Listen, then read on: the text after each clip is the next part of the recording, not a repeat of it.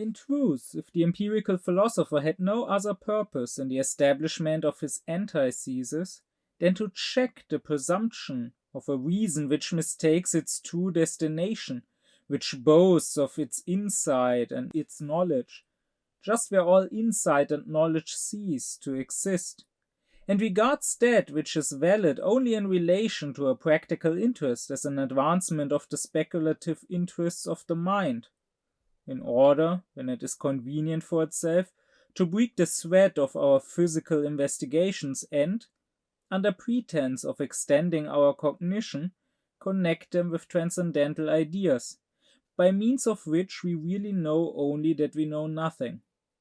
If, I say, the empiricist rested satisfied with this benefit, the principle advanced by him would be a maxim recommending moderation in the pretensions of reason, and modesty in its affirmations, and at the same time would direct us to the right mode of extending the province of the understanding, by the help of the only true teacher, experience.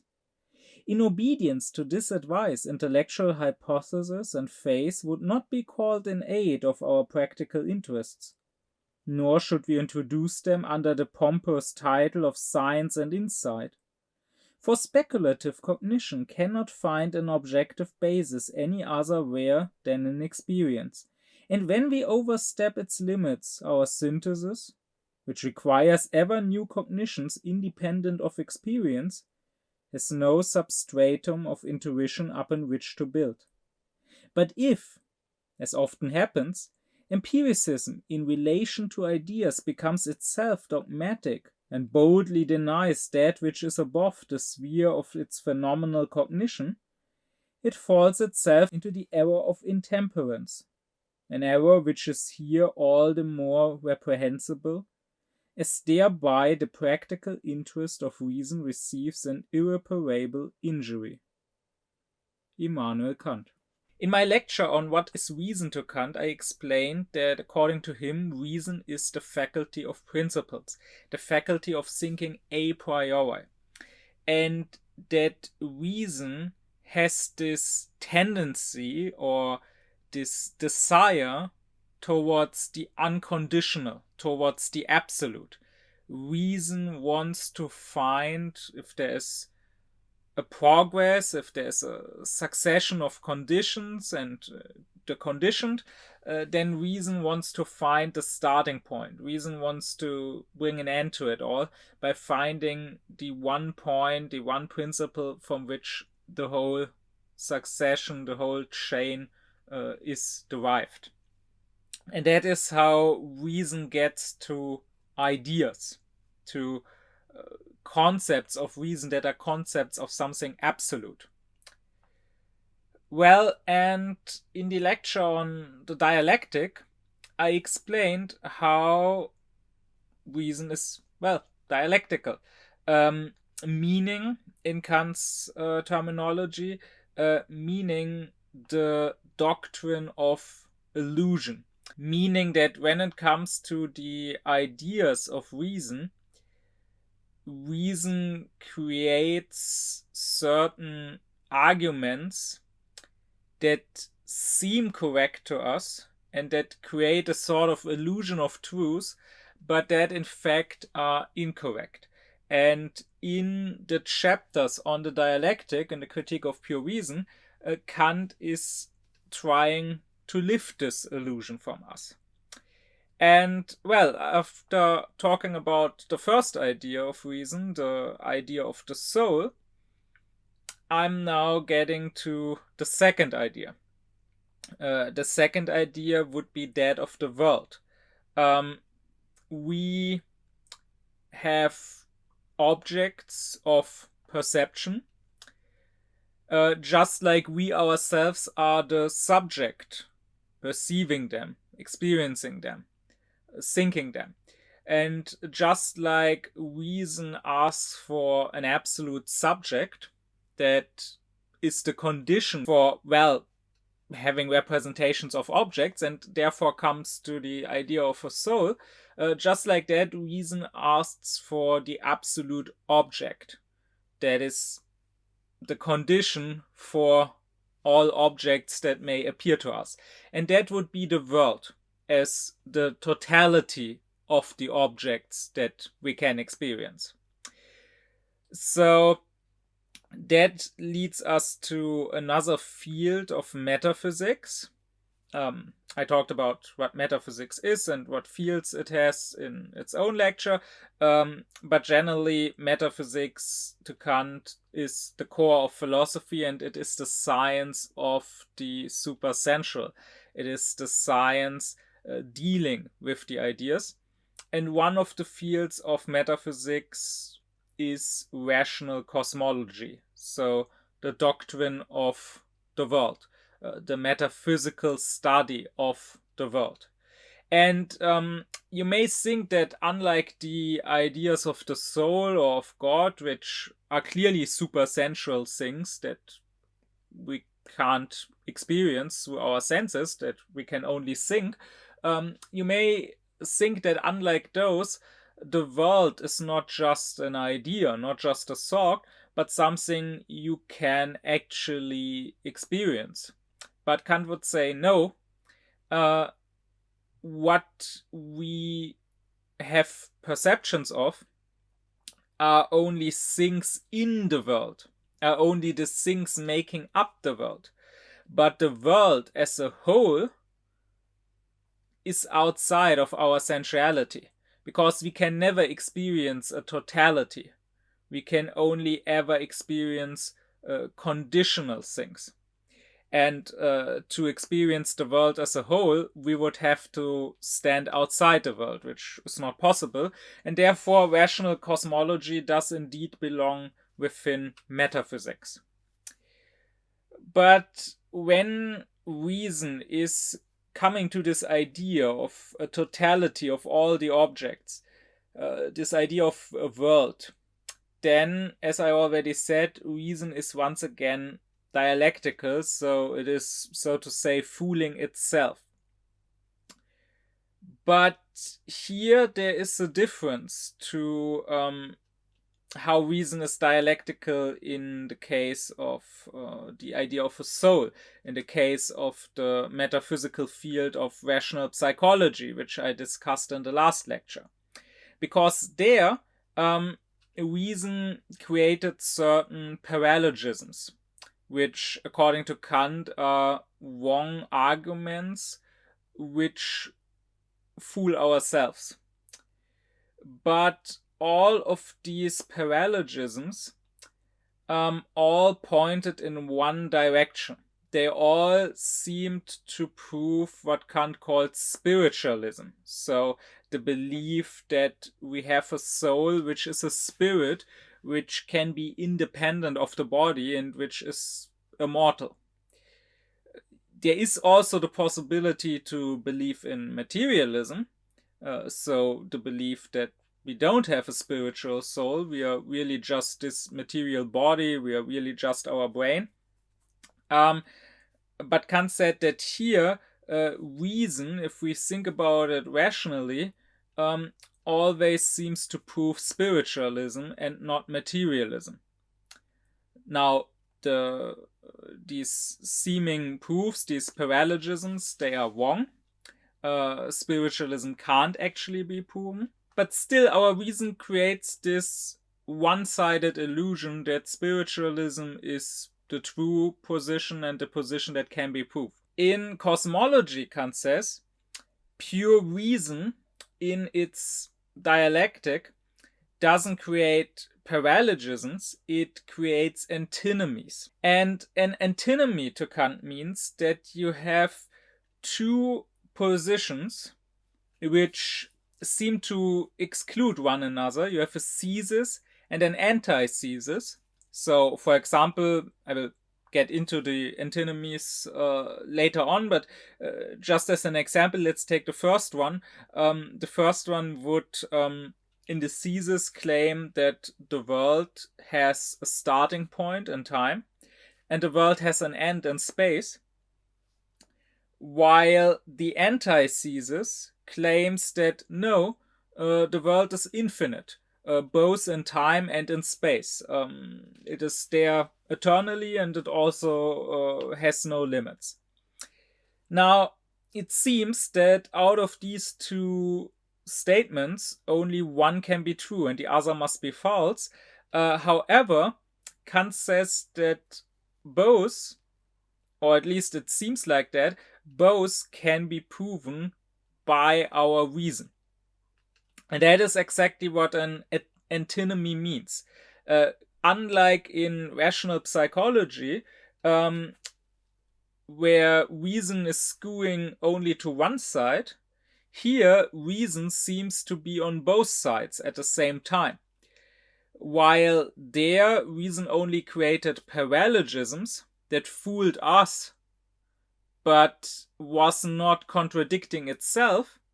Here, in the rational cosmology, reason creates antinomies and seems to be at odds with itself. This, as Kant says, is the most strange phenomenon of our reason, that it can, get into a conflict with itself.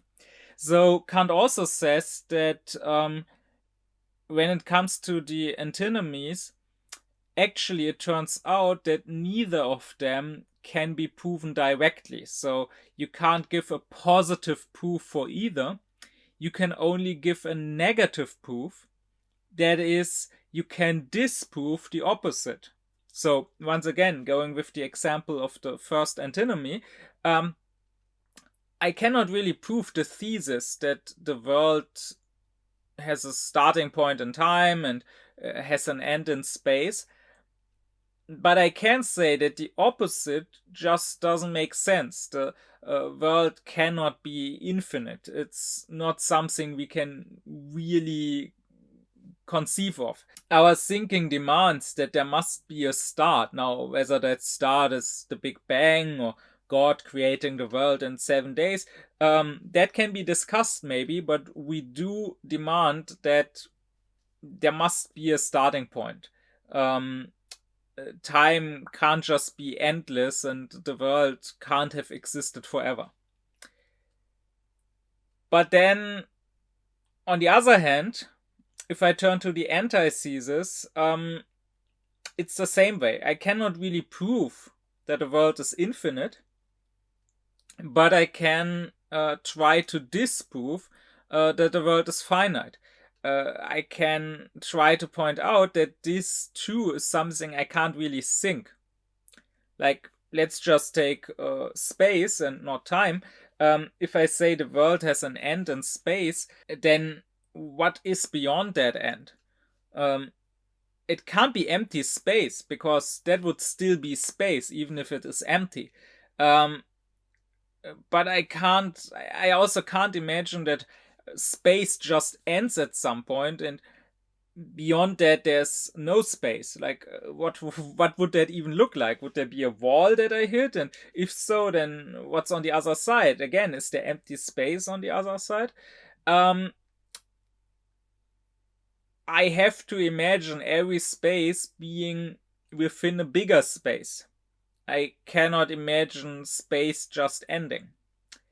So both the thesis and the antithesis in an antinomy cannot be proven directly, cannot be proven through a positive argument, but both of them can seemingly be proven by disproving the opposite. And that's why Kant says, whenever there's a conflict between adherence of the thesis and the antithesis in an antinomy, whoever wins the argument depends on who gets to do the attack and who has to simply defend his position. The position cannot really be defended, so the one defending will always lose, the one attacking will always win. But if the defender gets to do a counterattack, so to say, then he will now win. So in a debate, the one who gets the last word would always come out as a winner. but had the other one had the last word, then he would have come out as a winner. Again, this is the most strange phenomenon of our reason, Kant says. And these antinomies, they are important for various reasons. You could say they make up the core of the whole transcendental dialectic in the critique of pure reason. Sure, that dialectic has three parts. It also deals with rational psychology and rational theology, because reason is also dialectical when it comes to the idea of the soul and the idea of God, not just when it comes to the idea of the world. But really, these antinomies make up the core of the dialectic. In fact, Kant also speaks of a dialectic of reason in other contexts and in other works of his, like in his other critiques. So there's also a dialectic of practical reason when it comes to morality. Or there's also a dialectic when we think about the beautiful, and that is what Kant deals with in the critique of the power of judgment. Or there's a dialectic of reason in Kant's philosophy of justice. Even in Kant's pedagogy, you could say there is a dialectic of sorts. But in all of those cases, the dialectic of reason includes only an antinomy. So a conflict between a thesis and an antithesis that both seem to be correct, or that both have arguments why the other side is incorrect. In the critique of pure reason, the dialectic, apart from these antinomies, also contains paralogisms of reason, which I discussed in the last lecture. And it also contains an illusionary ideal of reason, which I will discuss in the next lecture. But in all other instances where Kant talks about dialectic, he's not talking about paralogisms or ideals, he's only talking about an antinomy. And in fact, there seem to be some points where Kant seems to use the words dialectic and antinomy almost as synonyms. And that was very influential when it comes to how the word dialectic was understood after Kant.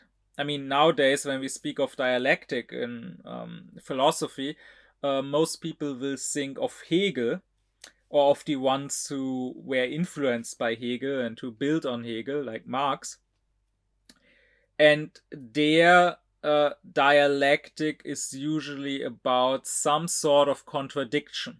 You will often hear dialectic being described as a contradiction between a thesis and an antithesis, and then dialectic being about not making a one-sided decision for the thesis or the antithesis and just throwing the other away, but rather creating a synthesis out of both of them. Now, that is actually quite simplified, and that is actually not how Hegel himself describes it in these words.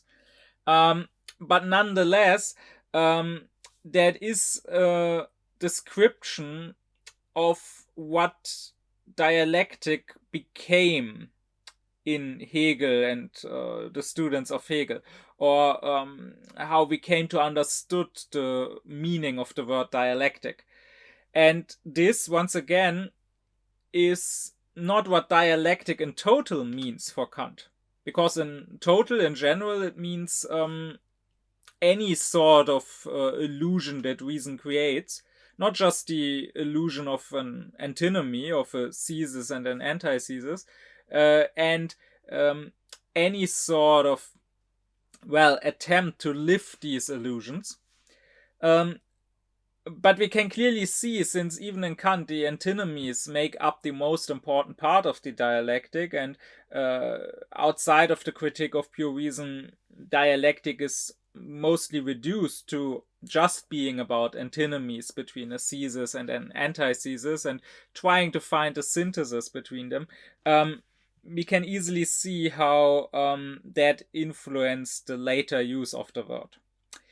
But apart from that, even if we just look at Kant himself, this whole chapter on the antinomies is of the greatest importance for him.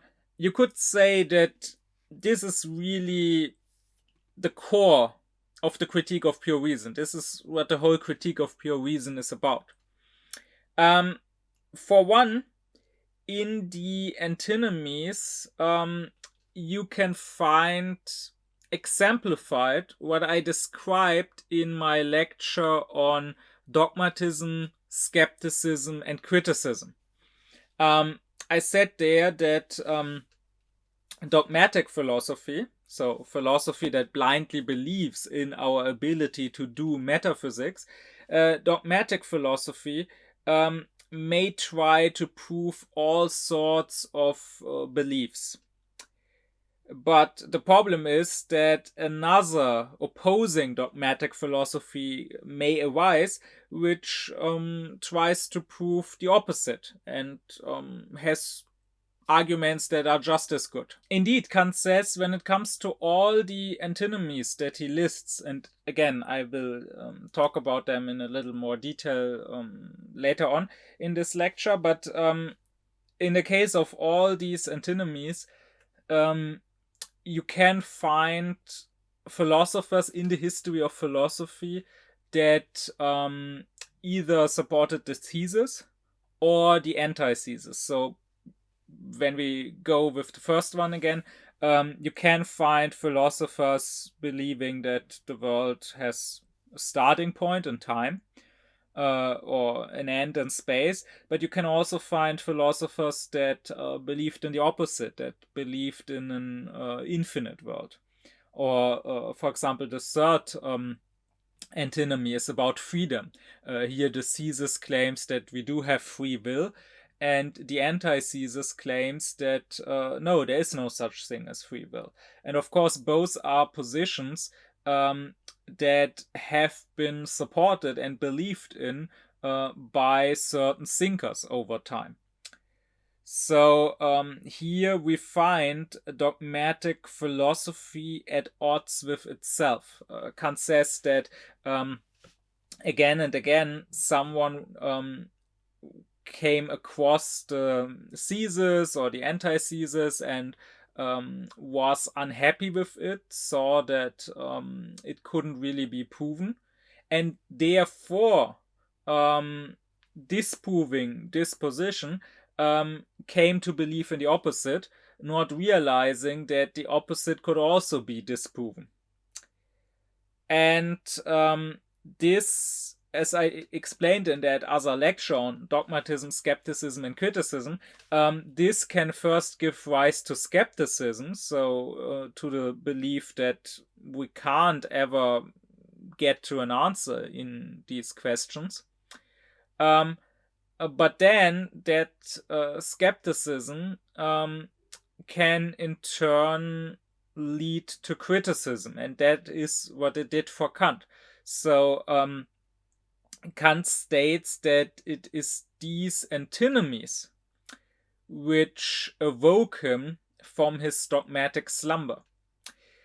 So the other two parts that his dialectic deals with, the idea of the soul and the idea of God, here Kant also, even before his critical period, here he also was not satisfied with the usual arguments that the dogmatic philosophy, that the Leibniz-Wolffian school of philosophy that was prominent back then in Germany used to prove the soul and the immortality of the soul, or used to prove God. These arguments didn't satisfy Kant, but if it had just been this, then he probably would have tried to show how the common arguments are wrong, and he probably would have just tried to come up with better but still dogmatic arguments for the immortality of the soul or for the existence of God. In fact, at least when it comes to the existence of God, he did just that in his pre-critical time. He already, many years before the Critique of Pure Reason, showed how the common arguments for God are not really proving God, and he tried to come up with a better argument. So the dialectic in the case of the soul, or in the case of the idea of God, was not enough to make Kant come up with criticism. But the dialectic of the antinomies in cosmology, that really startled Kant. Because here he didn't just find an argument of reason that didn't convince him. So he didn't just come to the conclusion that we needed to find a better argument, but rather here he found two arguments of reason that both seemed to be quite convincing and quite correct, but that couldn't possibly both be correct because they both tried to prove two opposing statements. And it was only this phenomenon of the natural antinomies, because that's important. To Kant, these are not sophistries created by some pseudo-philosophers, but rather this is natural to our reason. This is an illusion created by our own reason. It was these natural antinomies which in the end convinced Kant that we don't just need to find better arguments to prove our point in metaphysics, rather we need to do a complete critique of reason, of, well, that tool, that faculty of cognition which we are using in metaphysics, and we need to first find out what can reason even do and what can't it do, where are its limits, and how does it work, how come it creates these illusions. That is also why Kant said that had he tried to write his Critique of Pure Reason as a popular book, he would have started with the antinomies. Now, he didn't do that. In fact, they come quite late in the book, after hundreds of pages. That is because Kant is writing a scholarly book for other experts. He didn't intend for the Critique of Pure Reason to be easy to read or to be fun to read, because he didn't intend it to be a book for the masses. He intended it to be a book for the experts. That is why he decided to be systematic in the way he wrote it. But if you wanted to write a more popular version of it, he said, you should start with the antinomies, precisely because they are such a strange phenomenon, and they are the best way to show people that there is something in the very nature of our reason which we first need to understand before we can start to do metaphysics, because otherwise we will just pile up illusions and fool ourselves. And here you can think of Plato's famous statement that philosophy starts with wondering, so with not taking things for granted, but rather starting to wonder about why something is the way it is.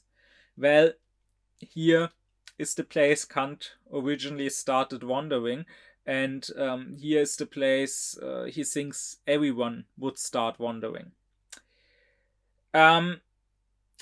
He also said that if you wanted to understand the Critique of Pure Reason and his transcendental idealism, you should especially get into these antinomies and try to understand them.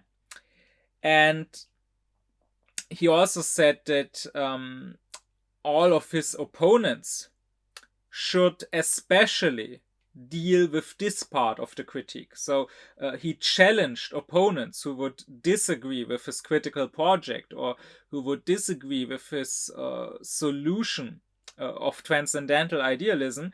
He challenged them to take up one of the antinomies, no matter which one, and to try and prove either the thesis or the antithesis.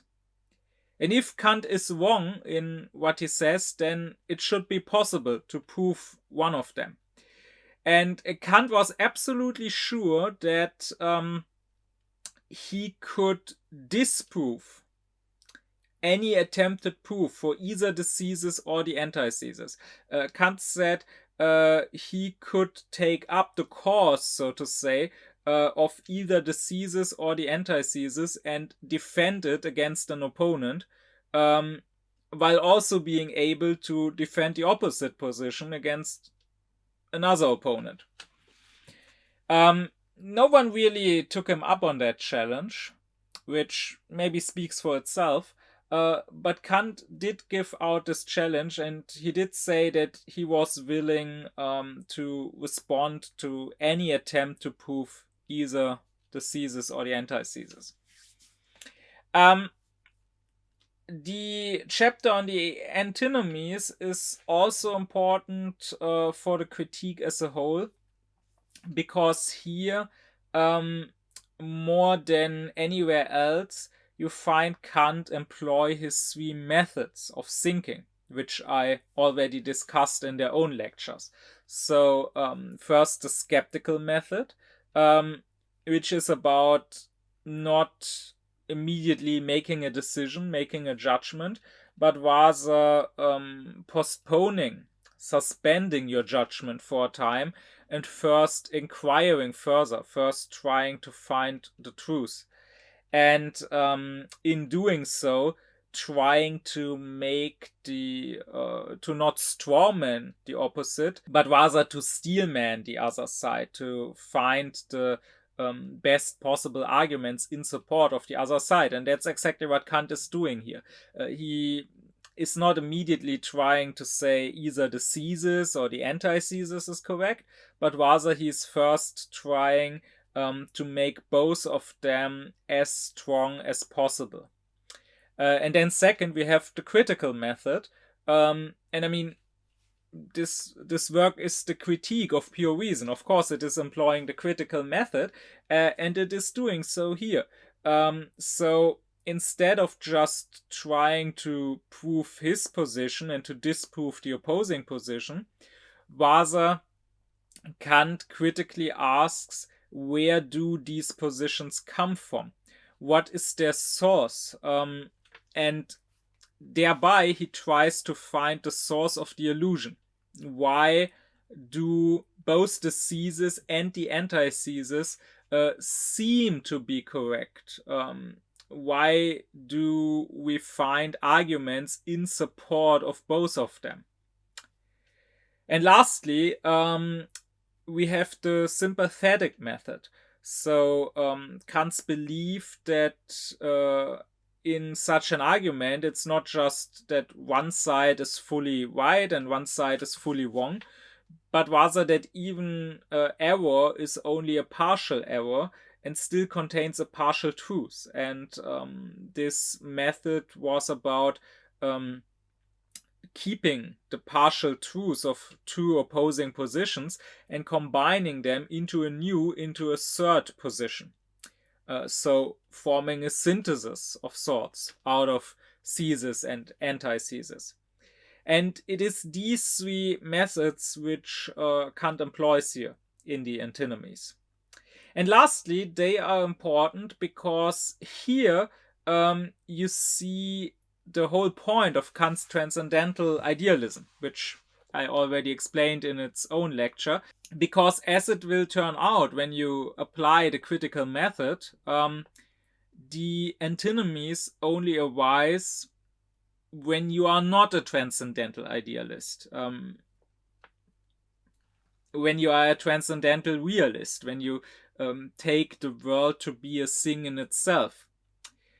And on the other hand, the antinomies can very easily be solved, and the whole illusion can be lifted if you subscribe to transcendental idealism. So really, the whole part about the antinomies is the best possible proof that transcendental idealism is indeed correct. Because any other position you could take, any other worldview you could take, leads into this dialectic, leads into this antinomy, leads you to assume two opposing positions that both seem to be correct equally. And you can only get out of this if you subscribe to transcendental idealism. Now, what are the specific antinomies? They all arise from reason's desire for the absolute, for a sort of totality, for something unconditioned. And it should come as no surprise that Kant, in his Architectonic, as everywhere else, follows his table of categories. So he says reason is, when it comes to the idea of the world, is looking for an unconditional in the quantitative, in the qualitative, in the relational, and in the modal sense. First, the quantity. Well, I already discussed this antinomy. I already gave it as an example.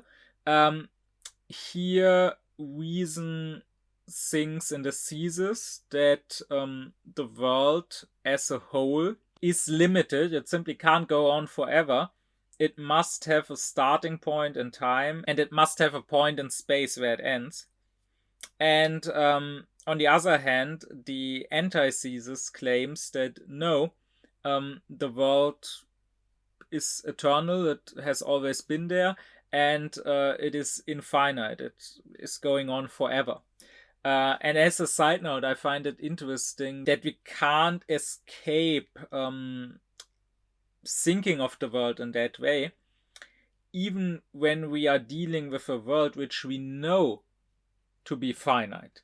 Like, of course, in Kant's day, there were no computers yet, but nowadays we do have video games, and in these video games, obviously the worlds we play in are limited, because the programmers are not programming an infinite world. Usually it's a very small area, all things considered, in which we are playing this game.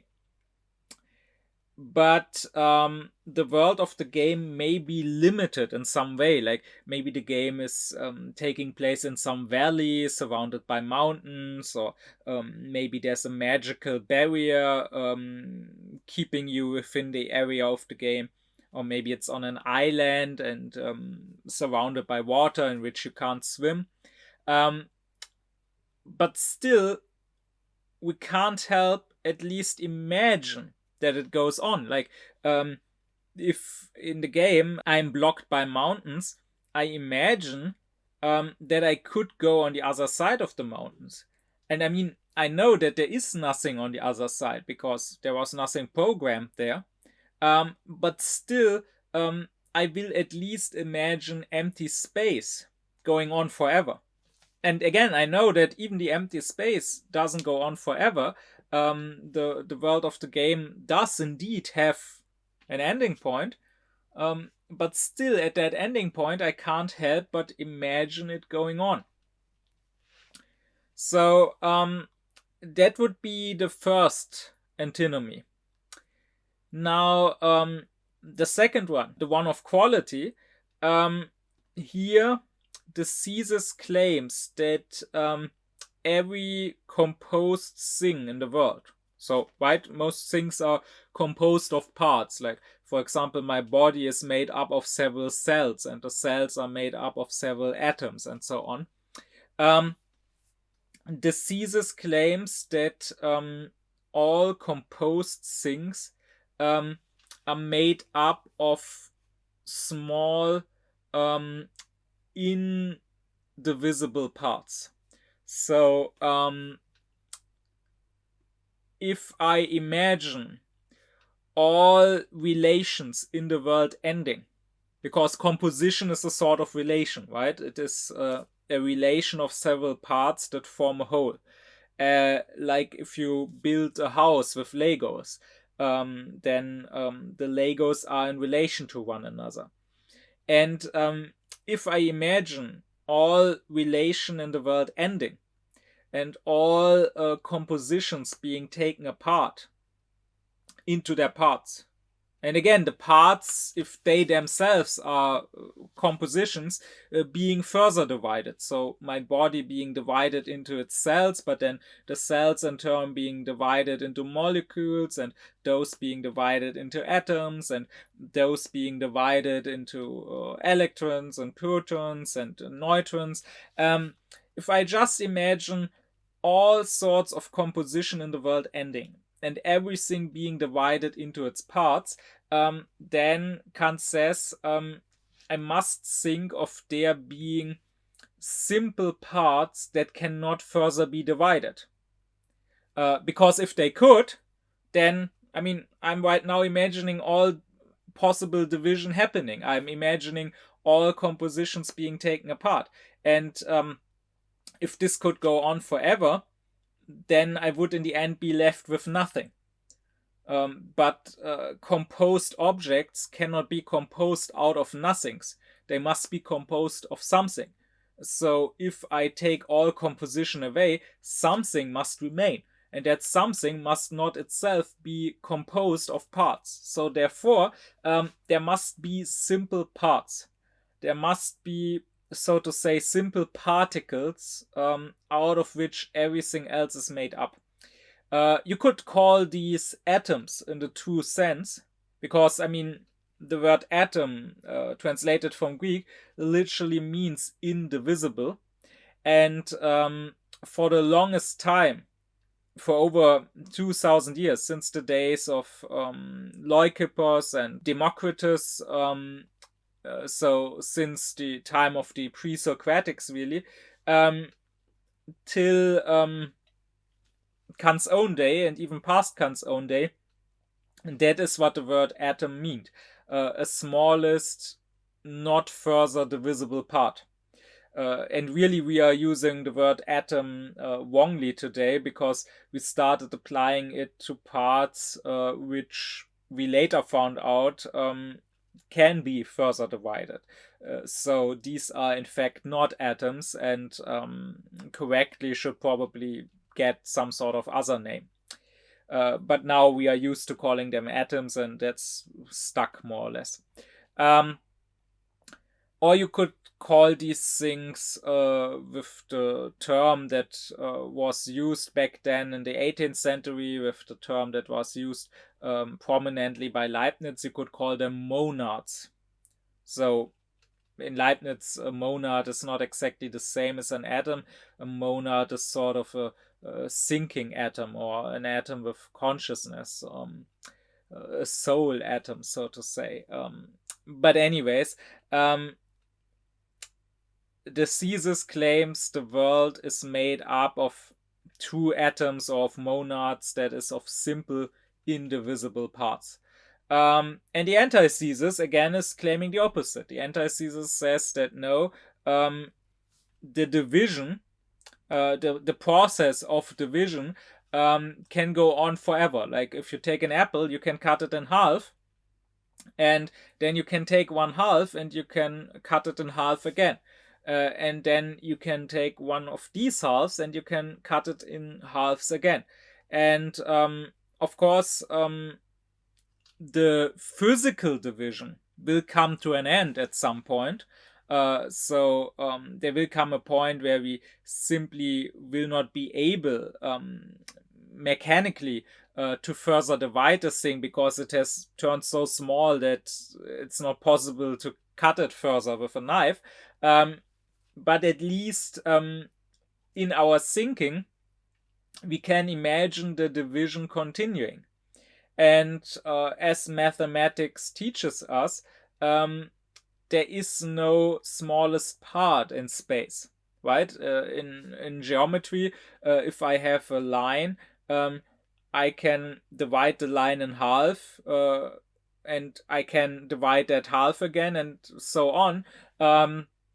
I can go down from meters to centimeters and to millimeters and to nanometers, and I can go down to such a small distance between 2 points that it could not be possibly visualized, and that we don't even have any names for it anymore.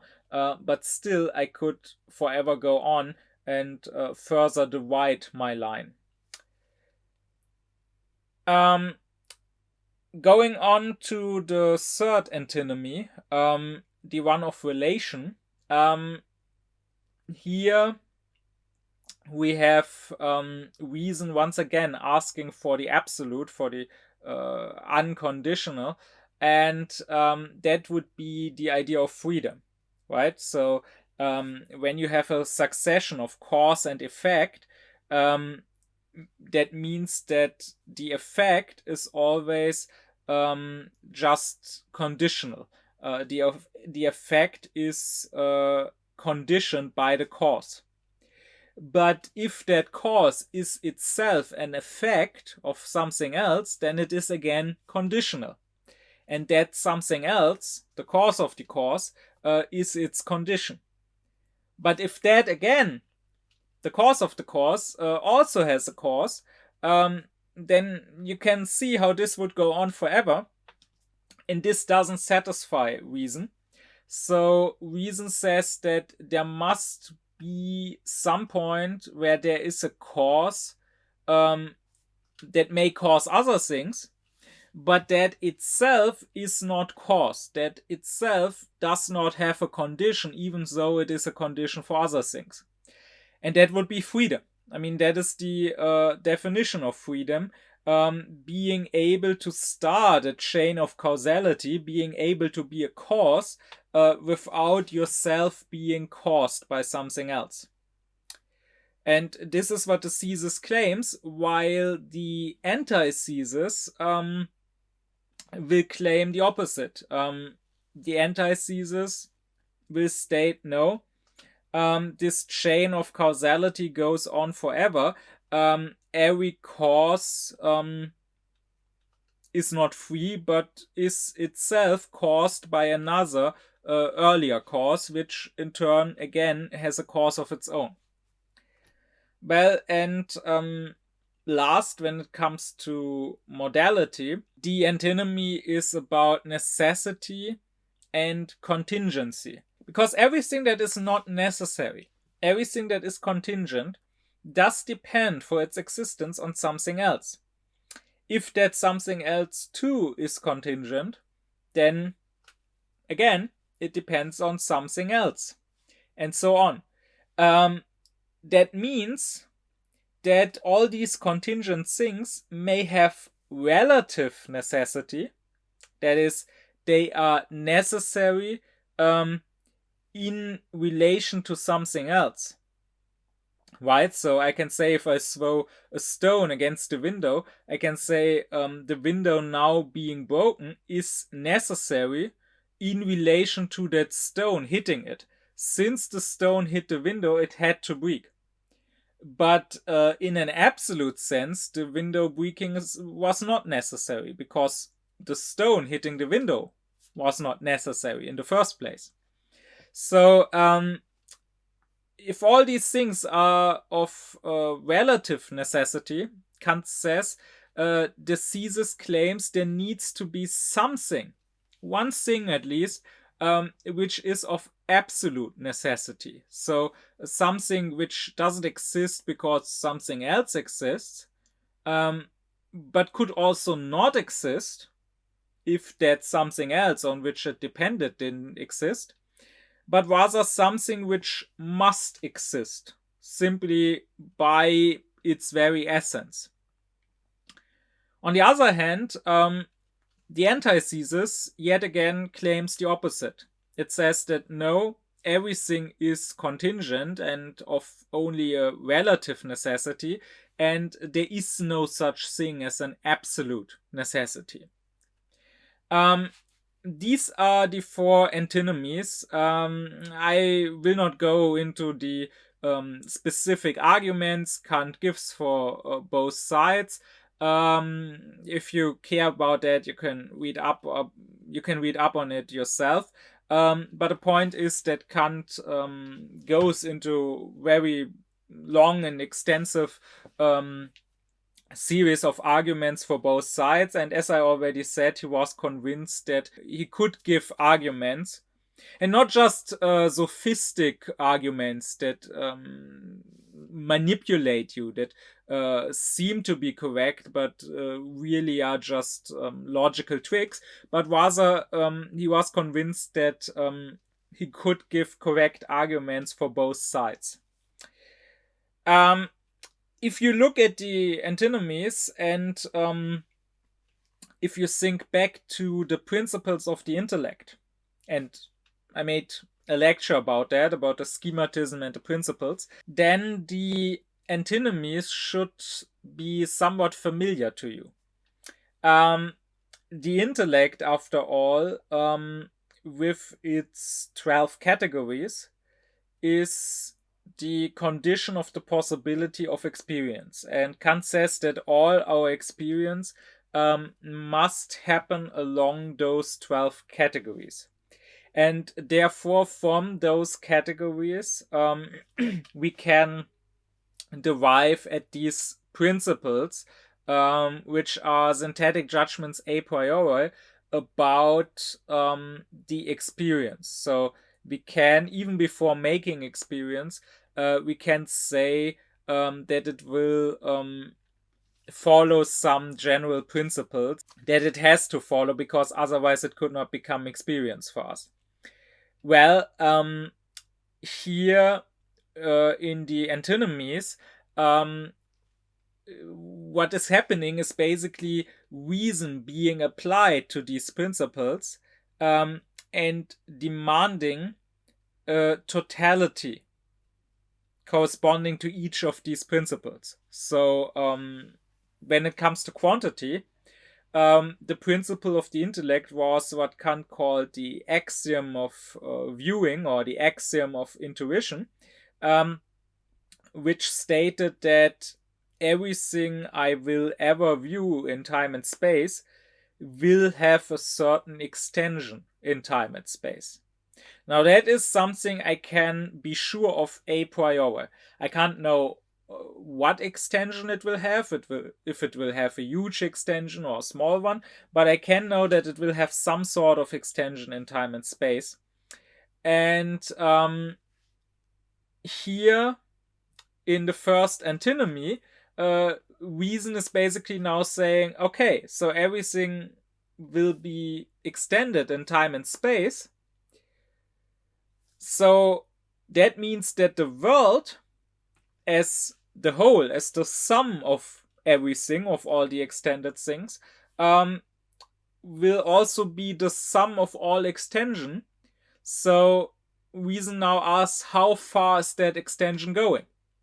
Does it have, as the thesis claims, an end somewhere? Or, as the antithesis claims, does that extension go on forever without end? When it comes to quality, the principle was called by Kant the anticipation of perception. And the principle said that everything I will sense, every impression I will have a certain intensity. So every taste, every light I see, every pain I feel, every pleasure I feel, everything will have a certain intensity. Well, once again, reason basically says to this, okay, fine, everything will have an intensity. Now, if I reduce the objects that are composed of several parts, which all may have a certain quality, will I ever get to a simple part which maybe still has a quality, maybe still has a certain intensity that could be increased or reduced, but which cannot be reduced anymore quantitatively. So which cannot be reduced anymore in its extension, but only in its intensity. If we look at relation, here we had several principles called by Kant analogies of experience. And the one that was coming from the category of causality said that in the world, everything that happens must have a cause. So that is, again, what our intellect is saying, and what we can say a priori, because it is a condition of the possibility of even making experience, because if something happened without a cause, I could not experience it. And again, reason is saying, okay, fine, but where's the end to this principle? Reason, demand an absolute here. So if everything is to have a cause, reason, ask, is there a first and uncaused cause? So is there freedom at some point? Or does this chain of causality go on forever and forever and forever? And lastly, when it comes to modality, we had the postulates of empirical thinking. And again, reason here is asking for a totality of modalities. So reason is asking, is there ever something which is necessary, so to say, by its own virtue, and not just necessary in relation to something else, or is everything that is contingent? So really, reason is always demanding a completion of sorts. So reason is looking at these principles of our intellect and asking, okay, this is what we can say about our experience a priori, but where is, so to say, the end of experience? Reason is considering the whole system of experience, the whole system of the world, and asking to find a totality here somewhere. So as Kant says, reason asks for sort of completion of the chain of succession in first the composition of things. So the composition of the whole world, where does that end? In the decomposition of things, so if I decompose the things, if I take them apart, where does that end? Is there a point where they cannot be taken apart further, or can they always be further divided? Reason is also asking for an end of the chain of succession, or a completion of that chain when it comes to the emergence of things, so being caused by other things. Reason asks for the end of that causal chain.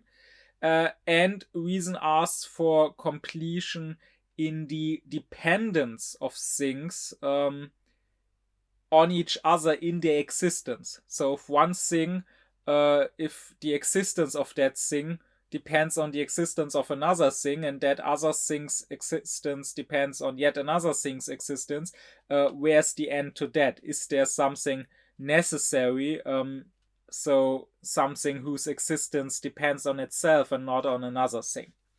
And the problem, the reason why an antinomy arises in all four of these questions is that reason demands a sort of completion, but Kant says we will always arrive at a thought that either is too huge for our intellect, so something which we can't really think, like the world as a whole is something that is too big for us. We can't really think what an end to the world would look like.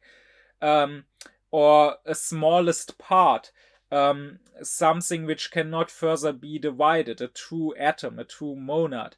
and yet which still is to be something that exists in space, and that despite not having an extension in space, together with other such parts which also have no extension, can actually form a whole. Like, how can several mathematical points ever form a line? Or freedom. Freedom also is something we can't really think. It's a thought too big for our intellect, Kant says. Now, most people will not realize that because they are too superficial in their thinking. They will think, oh, free will is something easy to think. But no, actually, thinking of something which is absolutely spontaneous, which is not caused by anything but just happening because it happens, that is something that we can't really make sense of. And lastly, necessity, true and absolute necessity, Kant calls the abyss of reason. That is the one thought that really is too large for our intellect, that really goes beyond anything we can conceive of. So on the one side, we have thoughts that are too huge for our intellect, but on the other side, we have thoughts that are sort of too small for our intellect, that don't satisfy our thinking, because we are saying, well, as long as I have not reached the end of the world, or as long as I have not reached the end of the divisible, or as long as I have not reached the end of the chain of causality, or as long as I have not reached the end of the contingent and found something necessary, I'm not at the end. I can still go on, so I will still go on, and I will try to seek a point where I can't go on further. So I'm not satisfied with this. It is too small for my thinking. And that is exactly the problem in the antinomies. We are forced to think of something which either goes beyond our understanding, or, on the other hand, something which doesn't really satisfy our understanding. Now, in earlier lectures about the table of categories and about the principles of the intellect, I explained that according to Kant, there are two classes. The categories of quantity and quality belong to the mathematical class, and the categories of relation and modality belong to the dynamical class. And this is important here again, because of course the same is true for the antinomies now. The first two antinomies are called mathematical antinomies by Kant, and they, according to him, are about the world, while the other two, the dynamical categories, are about nature. Because to Kant, these two, world and nature, are not exactly the same. The world, to him, is an aggregate of parts. The world is basically just the sum of all the objects, everything we could perceive. So the world is the aggregate of that which can be viewed and which appears to us in viewing. And basically here, what reason demands is a totality of this aggregate that can be viewed in time and space. The antinomy of quantity demands a totality of the progress from the parts to the whole. So if I progress through space, will there ever be an end to that progress? Will I ever get to the end of space? So again, it is about the totality of composition. And the antinomy of quality, as I already said, is about the totality of decomposition. So it is about the regress, Kant says. So going from the whole to the parts, the question is each part again a whole made up of smaller parts, or will I ever get to a point where in this regress, where I reach parts which are not made up of smaller parts again? Now, in nature, on the other hand, nature to Kant is not just like the world, the aggregate of everything we can perceive in time and space, but rather nature is the system of everything we can experience. And experience, I made another lecture about that. Experience always means our intellect making a necessary connection between our perceptions. So when we speak about a world, we are basically just perceiving several parts, several objects alongside each other. And therefore we say that they are all part of one and the same world. But when we are speaking of nature, we are experiencing these objects being dependent on each other, causing each other, forming a system with each other. We are experiencing one object being the way it is and having the place it has because of another object to which it is related and with which it is connected. As I explained in earlier lectures on what is science to Kant and what is his architectonic method in science, to him an aggregate can always be compared to a pile of sand, where the parts, the individual grains, are not necessary. I could always take one away or place it at another point or add new parts, while on the other hand a system could be compared to an organic body, where the parts, where the organs are necessary parts of the whole, and each part depends on the other and has its specific place where it must be.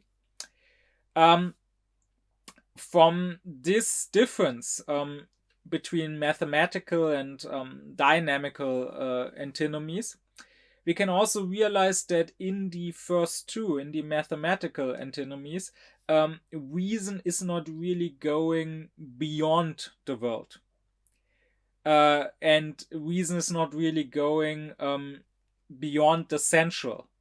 I mean, all reason is asking for here is the totality of the sensual, either of the composition, so all sensual objects together, the whole world together, of the decomposition, so the single part out of which all the composed sensual objects are made up of.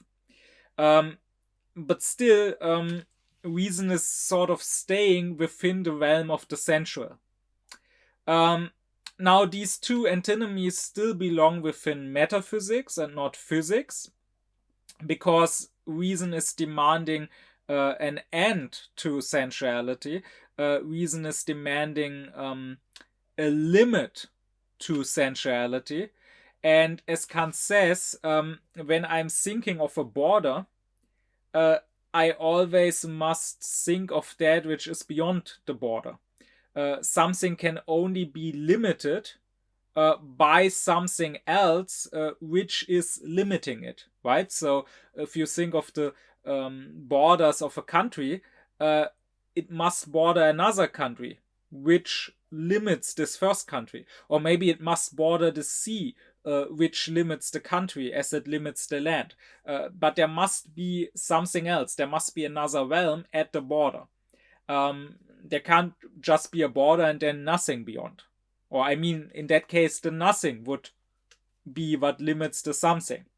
So, therefore, the first two antinomies still belong within metaphysics, because when reason asks where is the limit of the sensual, well, it must be limited, it must be bordered by the supersensual. But when it comes to the two dynamic antinomies, there reason is not staying within the realm of the sensual, and they are not metaphysical, they are not about the supersensual only indirectly, but rather here reason is asking for the supersensual directly.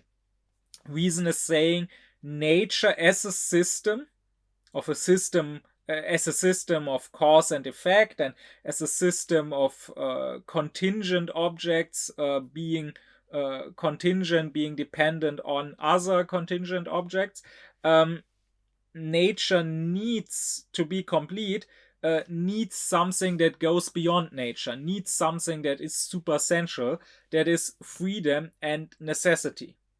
Because both of those are things that cannot possibly be experienced, right? You cannot experience that something is necessary, even if it was necessary.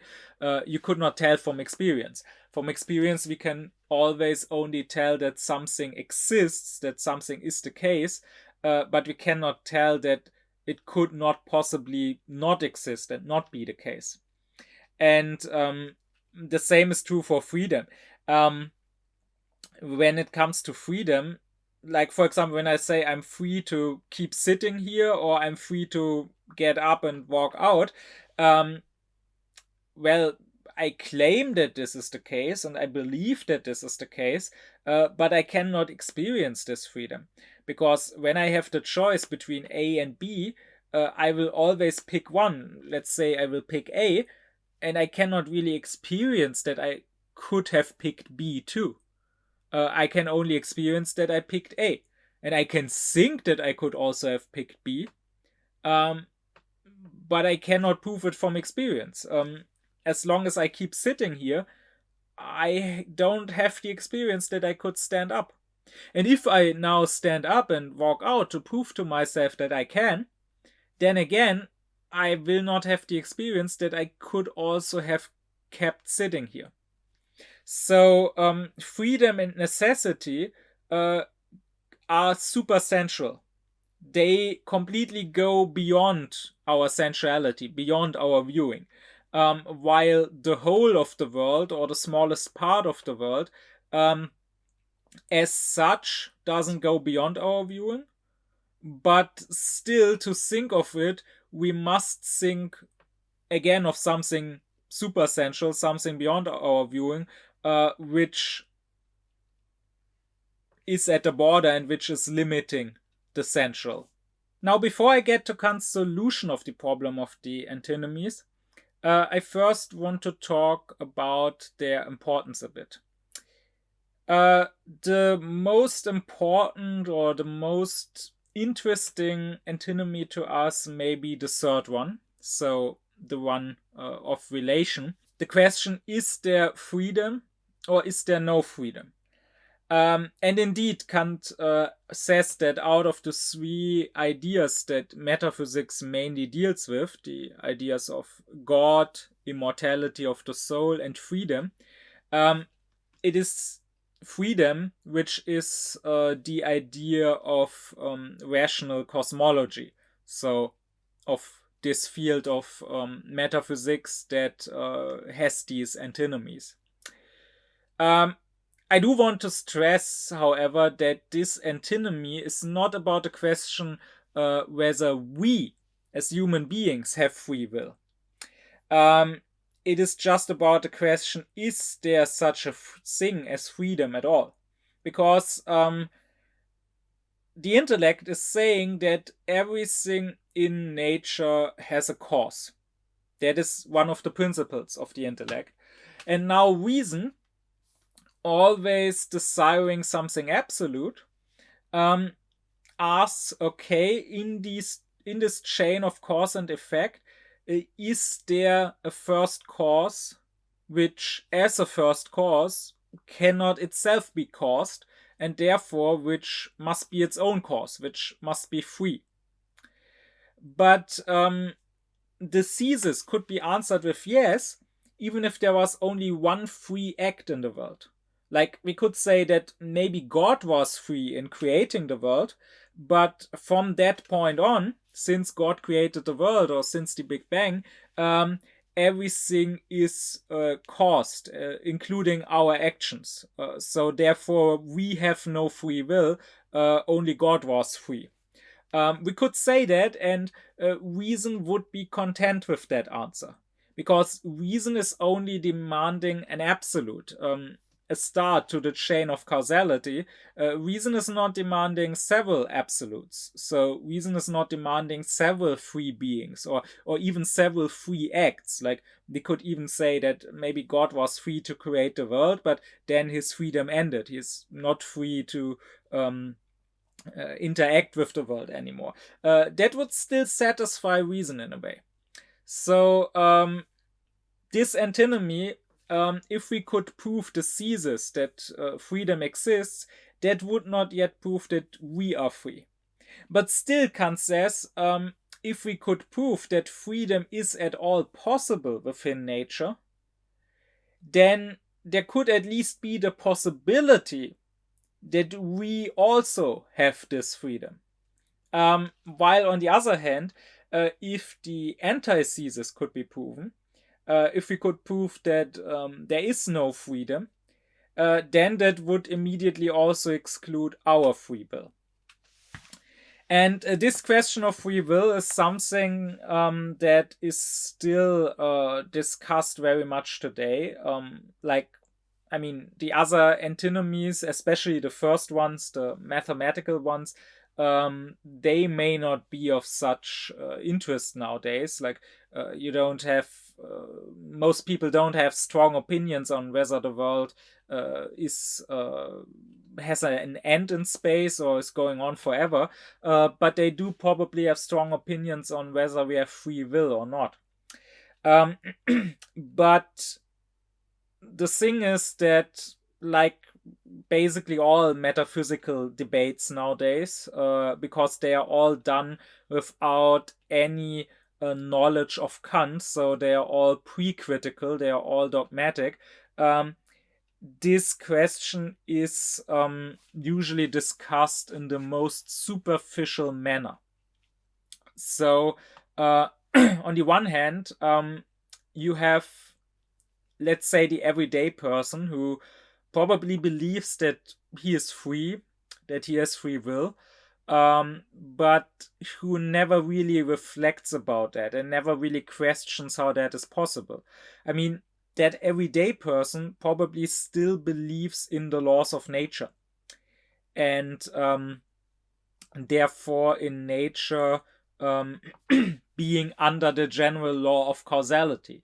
That person probably still believes that the apple is falling from the tree not because it just so happens to fall, but because there is gravity pulling that apple towards the earth. Or the tree is falling not just because, but rather because maybe a storm made it fall, or some lumberjack with its axe made it fall. And also, those people will think of themselves as being dependent on causality. They will think of themselves as not just having popped up one day out of nowhere, but being caused by their parents. And depending on various things, like, for example, depending on oxygen and depending on food. And without those, you would die pretty soon. So they would cause your death. This would not be a free decision if food was taken from you, but you would have to die without food. So if you believe that the world generally is under this law of causality and that everything in the world has a cause, then why should that not also be true for you? I mean, it is simply ridiculous to assume that everything else is caused, but in us, like in our brains, let's say, which are also part of the world, part of nature after all, and which also are caused, like the rest of our body, that in our brain there's a sort of vacuum of causality, like a sort of empty bubble in which we can make free decisions. And even if there was, which again is an absurd thought, but even if it was true, then that would leave the question how we could, so to say, reach out of that bubble of causal vacuum into, well, the outside world of that bubble, where causality exists, and how we could, with the free decisions we make in our head, influence the world which otherwise is not free. That would be a sort of version of the general body-soul problem, an old problem in philosophy which I discussed in the last lecture on the soul. But then, on the other hand, we have people claiming there is no such thing as free will. And this is basically the reigning ideology nowadays. And I'm saying ideology because it is that. It is not scientific, even if the supporters of this ideology may claim to be very scientific usually. It is not scientific. There is no scientific proof that we have no free will. And there never will be, because there can't. Freedom is something supersensual, so you can't either prove or disprove it with empirical means. That's simply not possible. And still, this is now claimed to be basically the only scientific worldview. And you will probably have lots of natural scientists, like physicists or biologists, neuroscientists, scientists studying the brain. Lots of them will nowadays make the claim that there is no such thing as free will. And most people who think of themselves as being very scientific people and maybe atheists, materialists, will probably claim there is no such thing as free will. But again, this is something that, even if it was true, could not possibly be proven by empirical means. And therefore, this is completely unscientific, taking this as a fact. And you will often hear the claim nowadays that the more recent experiments we made on the brain prove that there is no free will. You will hear the claim that, oh, now we know that before someone is making a movement, even before he is conscious of wanting to make a movement, of making that decision to move his arm or whatever, we can already see things happening in the brain that cause that movement. Therefore, there is no freedom. And you will often hear that the studies into the brain that have been done in the more recent years and decades, that they make more or less obsolete a lot of the philosophy of the past centuries, including Kant. And you will not just hear this by lay people, who maybe somewhat can be excused for the ignorance. And you will not just hear this from natural scientists, who, when saying something like this, prove to be,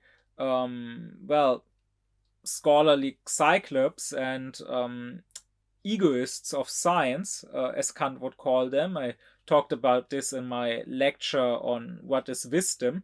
So they are experts in one subject who make the mistake of not looking at other subjects, and especially not looking at philosophy, and who make the mistake of believing their expertise in one subject allows them to venture into all sorts of other areas and subjects and be experts there too. But no, you will hear this claim even from people within what is considered philosophy. So I heard that when studying, and not just from some co-eds in the first semester who can be somewhat excused for not knowing better. No, even professors will now act as if Kant had never lived.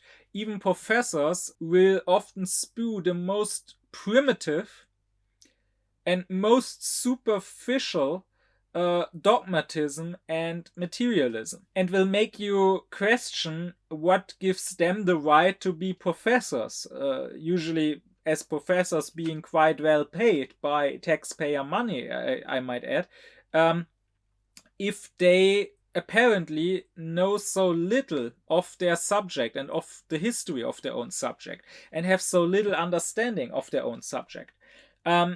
Because whatever we may find when it comes to the brain cannot add anything at all to the question of free will. And if you actually read up on earlier philosophers like Kant or like Spinoza, you will realize that they basically already said everything that could be said about this, and no empirical study or experiment could possibly add to that. I mean, Spinoza already was a fatalist.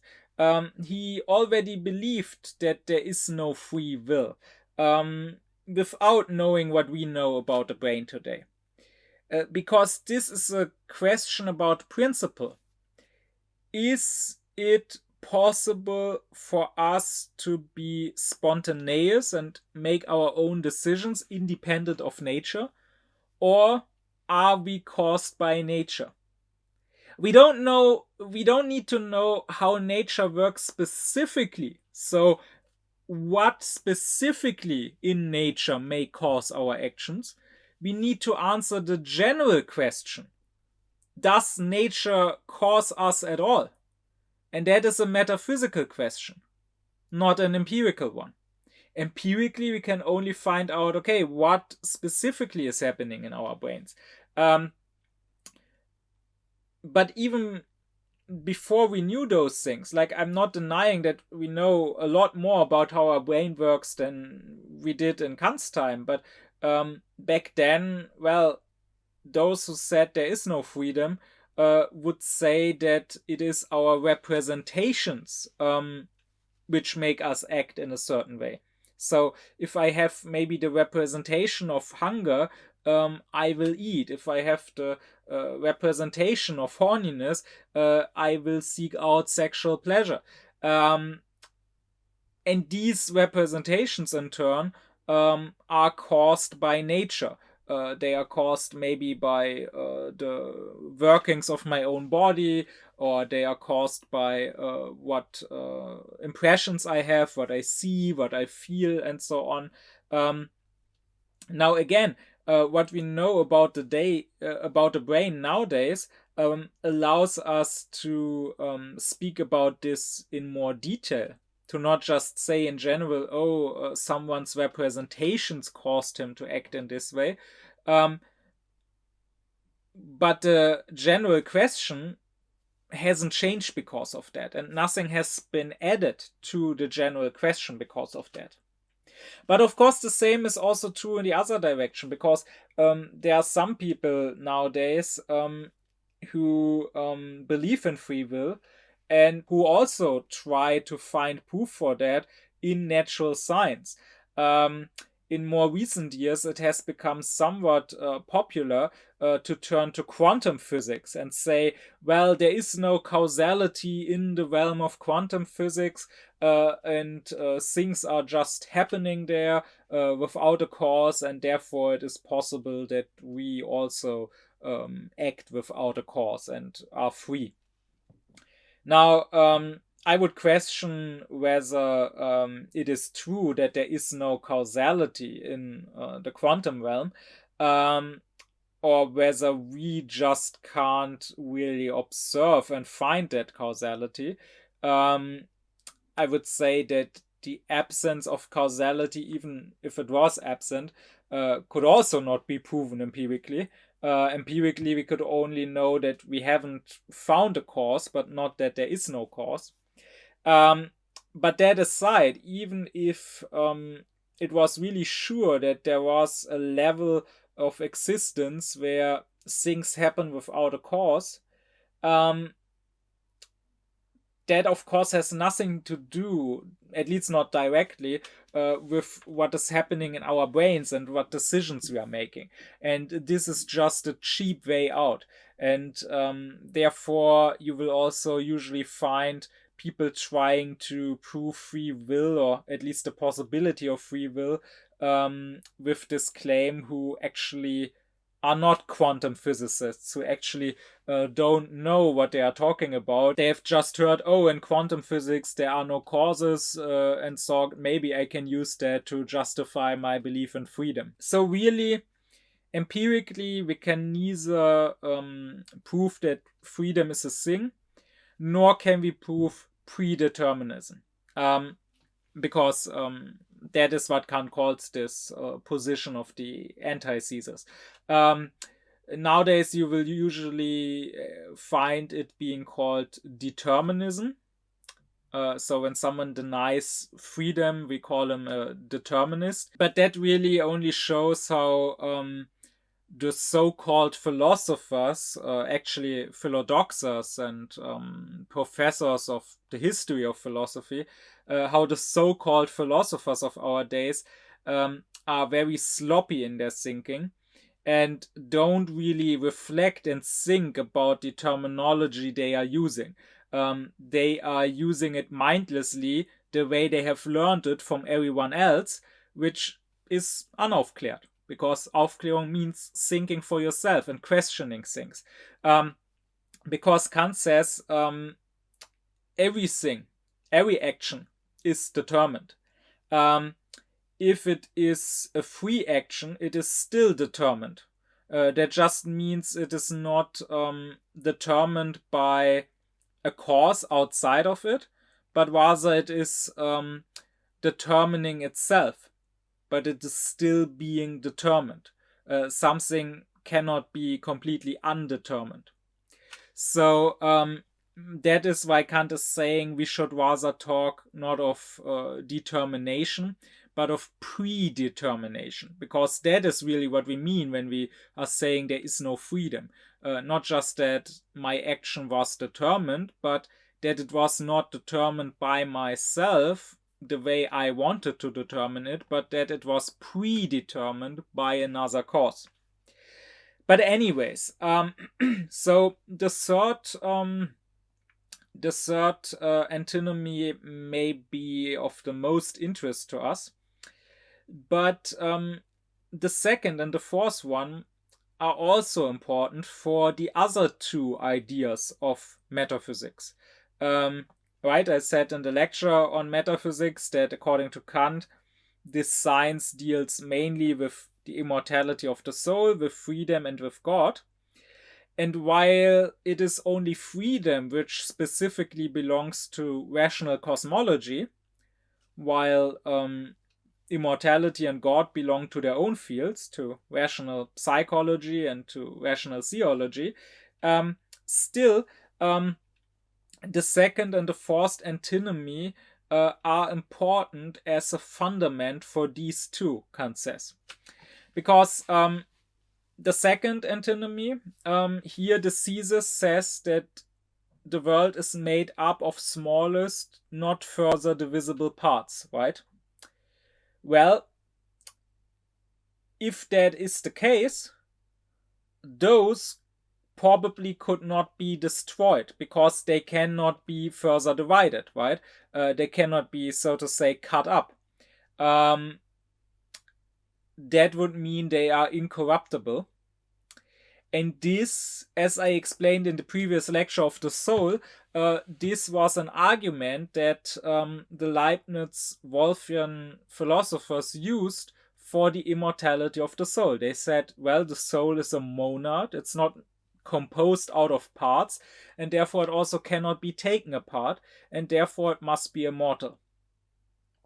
And that is why these the thesis of the second antinomy would be important to them. Now, again, just like the third antinomy thesis does not prove that we are free, only that something is free, the second antinomy thesis does not prove that our soul is indivisible, just that there's something indivisible in the world. The soul could still be composed out of many parts and could still be, therefore, something which you could take apart. But if there is such a thing as a monad, as an indivisible part, then that leaves at least the possibility that the soul is one of those things. While, on the other hand, if you say that everything can be divided further and further, that would also be true for the soul, and therefore the soul could not be immortal. With that said, however, even if you could prove the second thesis, that there are indivisible parts, and even if you could furthermore prove that the soul is one such part, as Kant says, and as I explained in the previous lecture of the soul, that would still not be a sufficient argument to prove the immortality of the soul, because that would just mean it could not be destroyed in a quantitative way by being taken apart, but it could possibly still be destroyed in a qualitative way by fading away, by consciousness sort of dying out. But anyways, when it comes to the fourth antinomy, we are asking for something necessary, and that is important as a fundament for the idea of God, because God would be a necessary being, right? God would be something that is not contingent, so not something that happens to exist but could also not exist and only exists because something else brought it into existence. But God, if there is a God, would be a necessary being, something that must exist. But again, the fourth thesis, even if we could prove the fourth thesis, that would not mean that we have already proven God.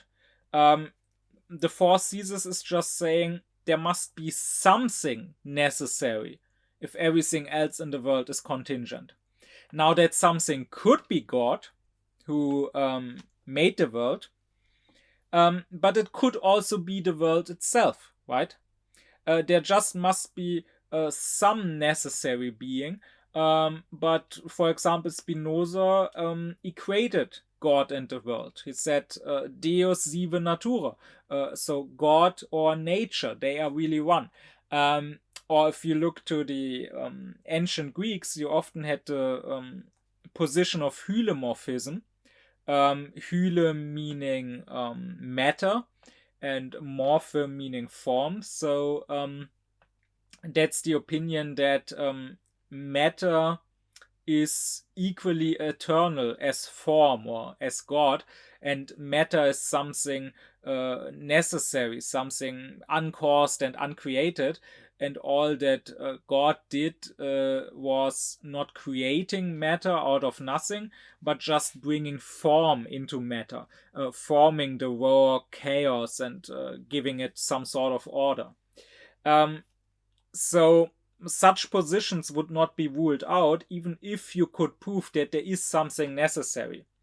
But again, while proving the thesis would not prove our idea of God, at least it could, if there is a necessary being, then be possible that there is such a thing as God. While, on the other hand, if you could prove the antithesis, so if you could prove that there is no necessary being, that would immediately rule out God. So you could say that the second, third, and fourth thesis, even though they are not enough to prove our three ideas that metaphysics deals with, they form the fundament of these ideas of immortality, freedom, and God. Only the first antinomy is not related directly to one of the ideas Kant says, but it leads us to the general idea of the supersensual. So when I ask where is the end of sensuality, does sensuality ever end? Does the world have an end? that leads me to the idea of something supersensual, which would border, so to say, which would enclose, so to say, which would limit the world. And then the other three antinomies would specify this general but vague idea of the supersensual by thinking of the supersensual as an indivisible monad, or as uncaused freedom, or as absolute necessity. We can also, when reflecting on those four antinomies, we can also note that the thesis in all four cases is a rationalistic position, and represents more or less the position of the Leibniz-Wolffian dogmatic philosophy, which was waning in Germany in 18th century. And I mean, the critique of pure reason is ultimately mostly a critique of that philosophy. On the other hand, the antithesis is always more empiricist, right? So the rationalist position, for example, would be to say, well, if I think about the world, I simply have to think that the world ends somewhere, while the empiricist position would be to say, well, I don't care what your thinking says. When I look around at the world, I'm not experiencing an end. No matter where I look, the world always goes on. I'm not reaching an end. And I also know a priori that I can't possibly experience such an end. Because to experience a border is only possible if you in some way experience that which is beyond the border. So to experience the end of sensuality would require us to in some way experience the supersensual, which is not possible. Or think of the third antinomy. Rationalism says we have to think of freedom, and we have to think of the chain of causality starting somewhere and not going on forever. While empiricism again says, well, but I have not experienced freedom so far. Whenever I found something happening in the world, I always found that I could find a cause that made it happen. And also I know a priori that I will never experience freedom. Even if it did exist, we could only experience that we acted in a certain way. We could not ever experience that we could also have acted in another way. So you could say that in a way, the four antinomies are once again about the conflict between rationalism and empiricism, or you could say they are once again about the concept between Leibniz, who was so influential for German philosophy in 18th century, and Newton, who was so important to Kant, and by whom Kant was influenced so much. Kant also reflects on the interest our reason has towards wanting the thesis to be true or wanting the antithesis to be true. And he notes that we have a practical interest in the thesis because they are, as I already said, they would be the fundament for our belief in the immortality of our soul, in God, in our freedom, and therefore they would be the fundament of religion and morality. And if they are not true, if the antitheses are true, then there could not be such a thing as religion or morality. If the soul is not immortal and if there is no God, then there's no point to religion. And if there is no freedom, so if all my actions are predetermined and I'm not responsible for my actions, then there is no point for morality. So clearly we have a practical interest in the thesis being true. And also Kant says our reason has an architectonic interest in the thesis being true. Because reason by its very nature is architectonic. It wants a system, systematic unity of the parts, and a necessary composition of the parts, not just an unfinished aggregate. And that is what the theses offer, right?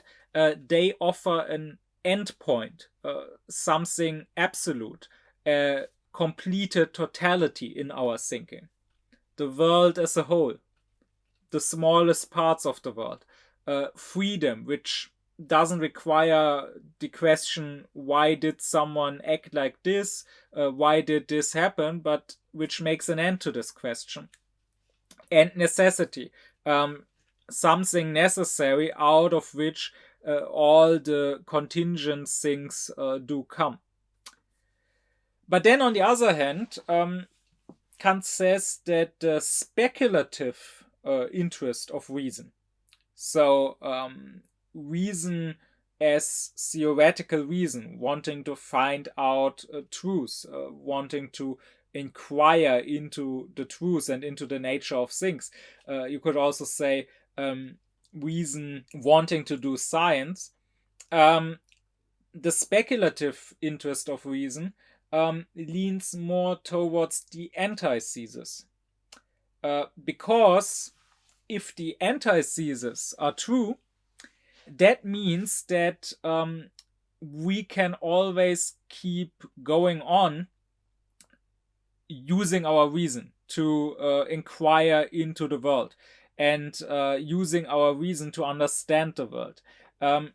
If the antitheses are true, we can always keep going with our science, right? If the world has no end, then no matter how far I looked, how many stars the astronomers discovered, we can still keep going. If the world is not made up of small indivisible parts, then even though we found the atoms, even though we found atoms to in turn be made up of electrons and neutrons and protons, we can still go further. Even now that we are dealing with quantum physics, we can maybe go further down. So there is no end to it. And likewise, if there is no freedom, then that means whenever something happens, I can try to find the cause. I can try to find out what made it happen. And if there's nothing necessary, again, for every contingent thing, I can ask, why is it? Why does it exist? What other thing made it exist? But if we allow the thesis to be true, if we allow, for example, for something necessary or for freedom, then our science, then our reason, which always asks for the cause, for the justification of something, would be cut off at some point. And then we could always say, when someone asks, why did this happen? We could say, well, because it was a free action. You have to stop asking why. There is no further answer. It happened because someone did it.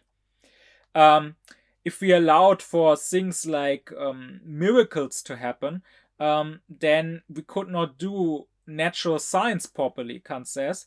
But rather, whenever something happens in nature, someone could tell us, well, this was caused by God, or this is magic, or whatever. So our inquiry, our speculation would just come to an end, to an arbitrary stop. And therefore, the speculative, the scientific interest of reason, which doesn't want to stop, but also always wants to seek further answers, that interest is on the side of the antithesis. But now on to Kant's answer to the antinomies. And as I already said at the start, that answer depends on his transcendental idealism. Because Kant says the whole issue here is that we don't properly distinguish between the sensual and the supersensual. And we are sort of forgetting that the world that appears to us is just an appearance and not a thing in itself.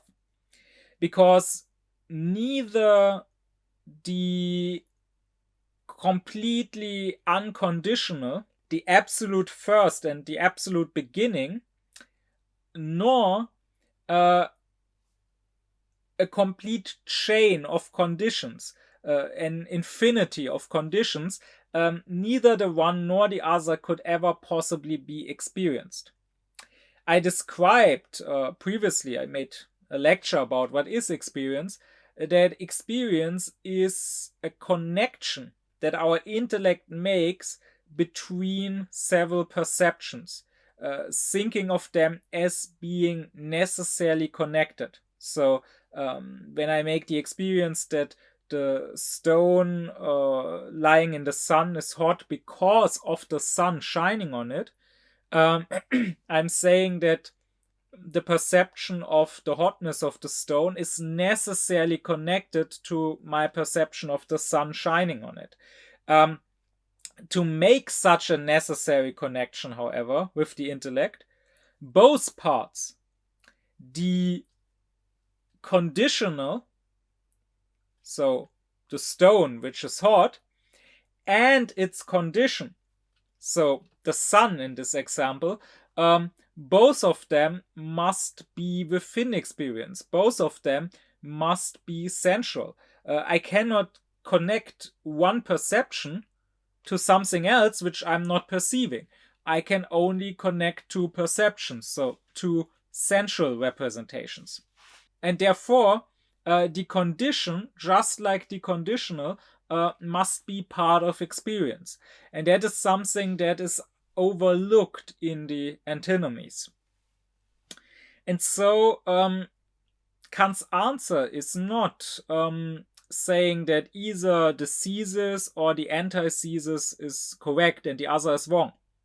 I already said he employs his sympathetic method here, which rather tries to find the partial truths in two opposing positions and to unite them into a third, into a middle position.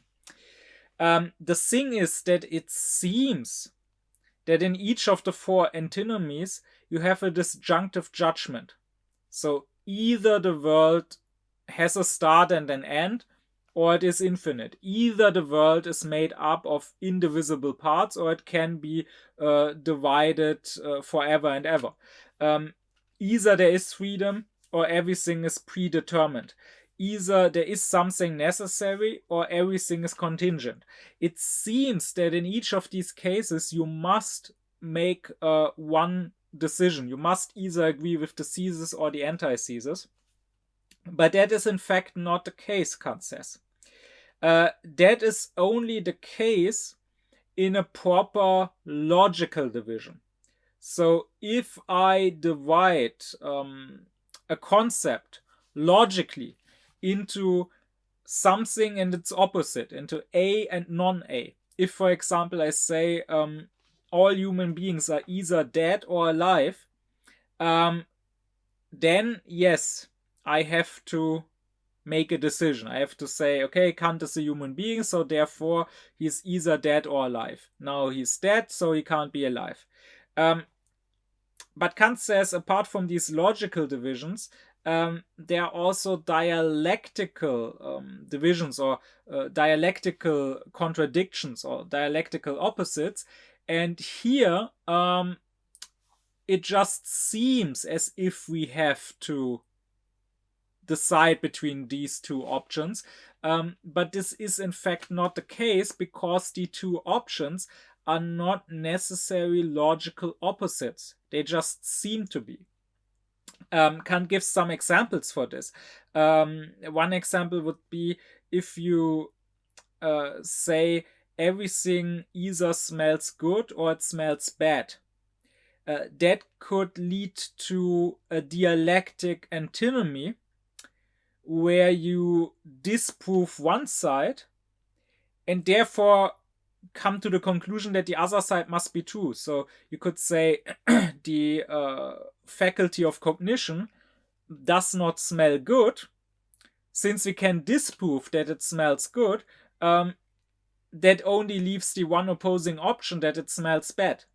But of course that is not the case, Kant says, because the true opposite of smelling good, because I also have the option of saying it does not have a smell at all, neither a good smell nor a bad smell. So the true opposite of something smelling good is not it smelling bad, but it is it not smelling good.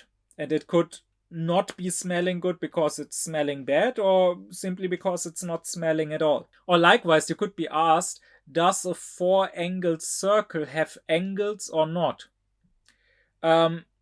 This could lead to a dialectic antinomy, because you could say, well, a circle does not have angles. So since it is a circle, clearly the answer is it has no angles. Or you could say, wait, it was specifically stated that it has four angles. If it has four angles, then clearly it is four-angled. But actually the answer should be, a four-angled circle neither has nor does not have angles. Rather, a four-angled circle is not a thing, because if a figure is four-angled, then it is not a circle. And if a figure is a circle, then it is completely round. It does not have angles. Or as the last example, Kant says, if you are standing exactly at the North Pole, then the question, are you facing eastward or westward, stops making sense. At the pole, there is no east or west anymore. And these examples should show that what seems to be a contradictory opposite, where you would have to make a decision between one of the two opposites, can also be a dialectical opposite, where the opposition is just an illusion. And this is actually the case in the antinomies, Kant says. The illusion, Kant says, is created by thinking that you are making a statement about the world in itself, when actually the world is not a thing in itself, but just an appearance. So let's take the first antinomy as an example. You could say the world has an end, or you could say the world goes on forever. But in both cases, you are talking or trying to talk about the world in itself. You're saying the world independently of me and of me experiencing it does end somewhere or does not end anywhere. But in fact, the world is that which you experience. So you must not ask what the world is independently of your experience. You must ask what the world is that you experience. And there you can say that you don't experience an end, but you also don't experience its endlessness. All you can say is that your experience does not end. That does not mean that the world is endless, independent of your experience. You can just say that as long as you make experience, the world will go on. But more specifically, what Kant says is that in the first two antinomies, both the thesis and the antithesis are both wrong. Why is that the case? Well, on the one hand, the world as a whole, or also a smallest and indivisible part of the world, would both be something unconditional, something absolute. And something like that cannot be experienced. It can only be thought of, it can only be conceptualized, but it cannot be experienced. Also, the world is appearing to us in time and space. Those are, as I explained in the lecture on sensuality, those are the forms of our viewing. We must view everything in time and space. Well, geometry clearly teaches us that those go on forever, right? In geometry, space does not have an end. I can take a line in space and I can extend it forever. There is no end to it. And likewise, I can cut up that line into ever smaller parts, and there's no end to this either. So, and the same, of course, is true with time, right? I can, in time, there is no starting point. I can imagine going back in time forever. I can imagine going back in time a second or a minute, a day, a year, but I can also imagine going back in time 10,000 trillion years. Now, even if I know that the Big Bang didn't happen that long ago, I can still imagine a time going back endlessly. There's nothing stopping me when I think of, let's say, 10 billion years ago. There's nothing stopping me of thinking 10 billion years and a second ago.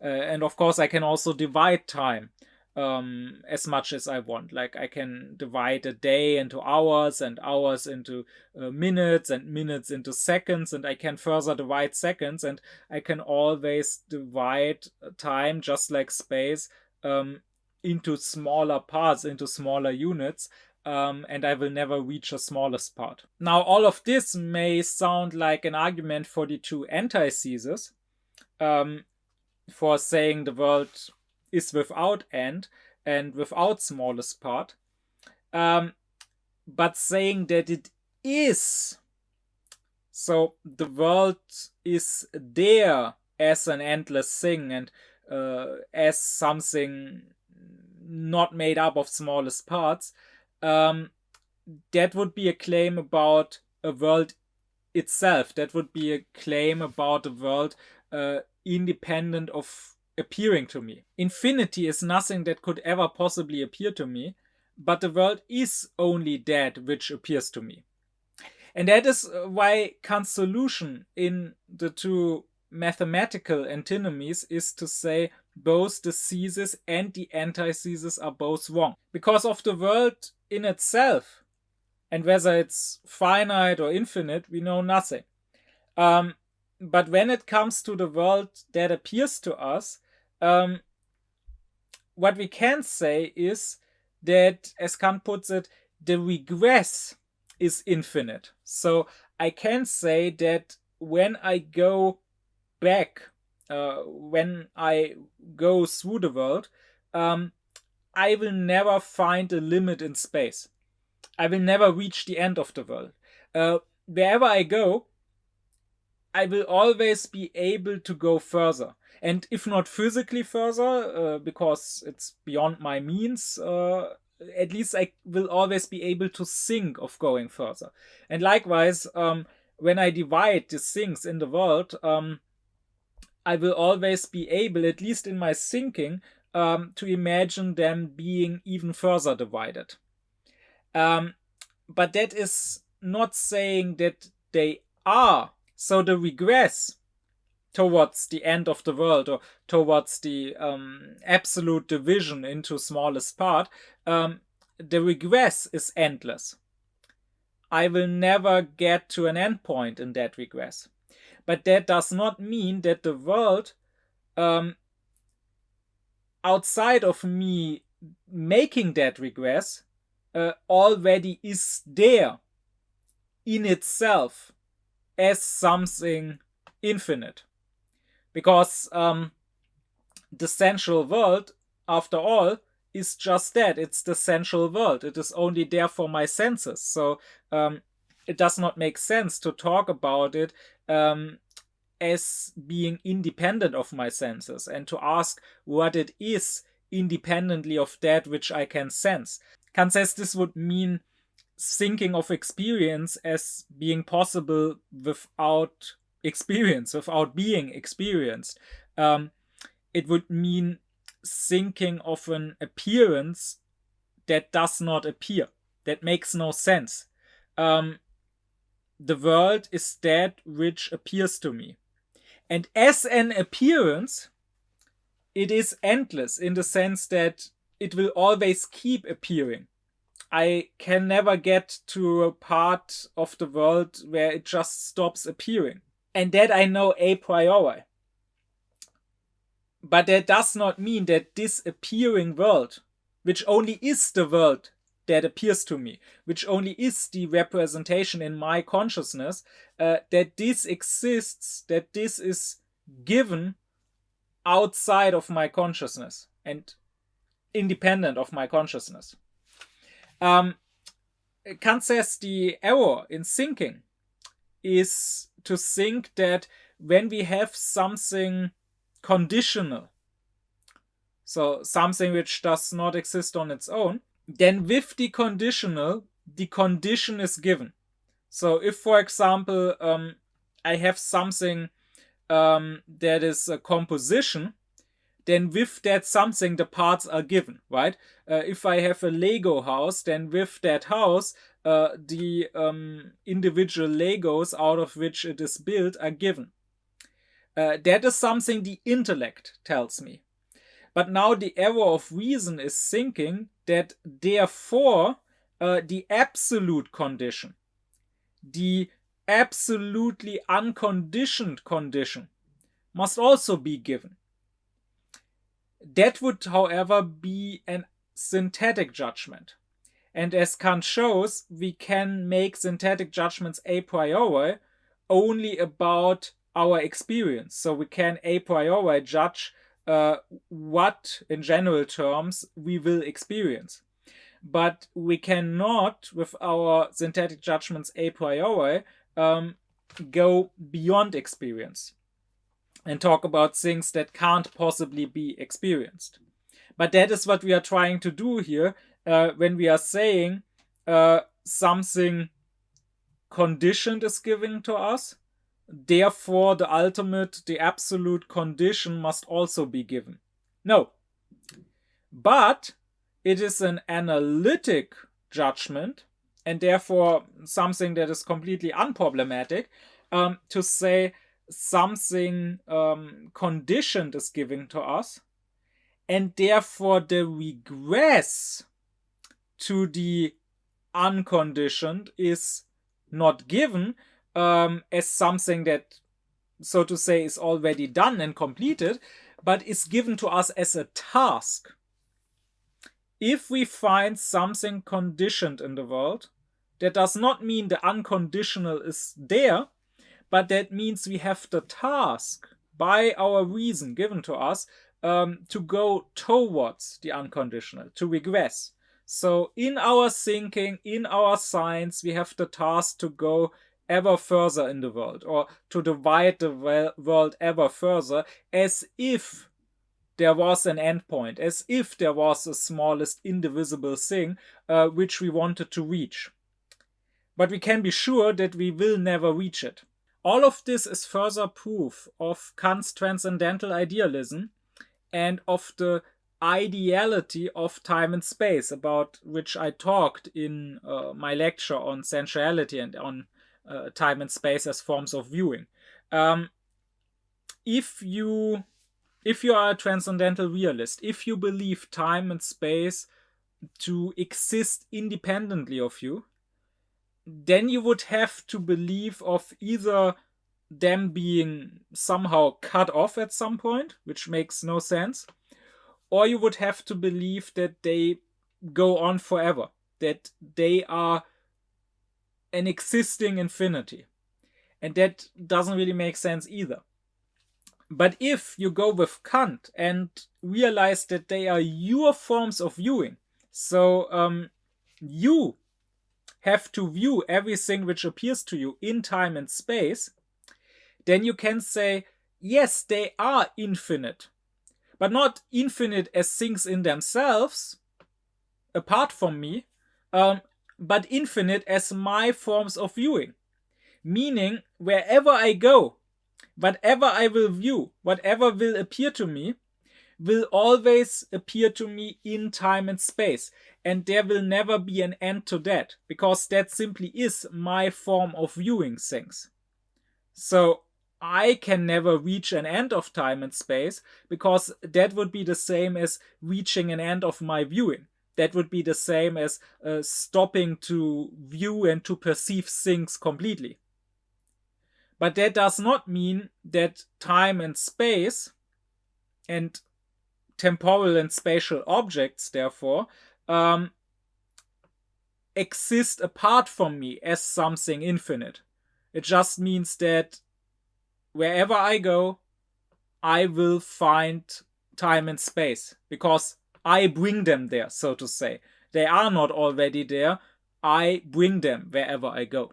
Now, while in the mathematical antinomies, both thesis and antithesis are wrong, because the world that appears to us is neither has an end nor is endless.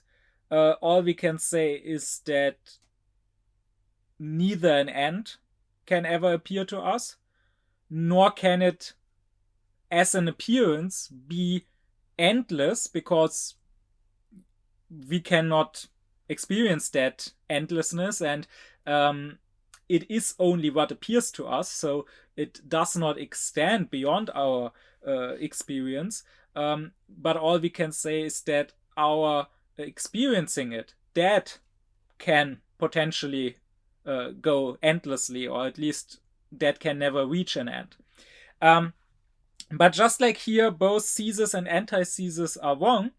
When it comes to the dynamical antinomies, Kant says both the thesis and the antithesis can be right. Because in the mathematical antinomies, we are not really seeking a new element. The world as a whole is not really different in quality from the parts of the world, from the objects in the world. And likewise, the smallest indivisible parts of the world are not really different in quality from the things that are made up out of these parts. Reason is here not seeking a completely new element that is completely different from in kind from that which appears to us. It only seeks completeness of that appearance. Either completeness as a sum of all the appearances, the world as a whole, or completeness of its division, completeness of the parts. And that is exactly why Kant says there can be an infinite progress towards the end of the world, or an infinite regress towards the smallest parts of the world. We will never reach the end point of that progress or regress, but we can, so to say, get ever closer towards it.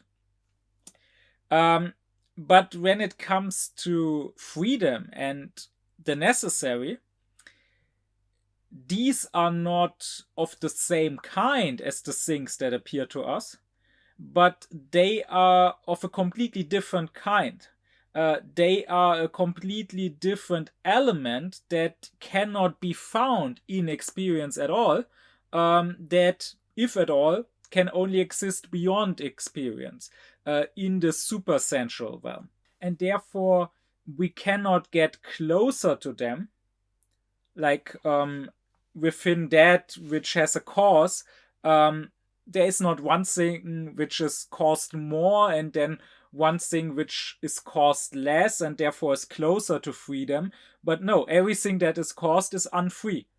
and everything that is free is not caused. They are completely different, and there is no progress, no approximation happening here. There's just a sort of gap between them.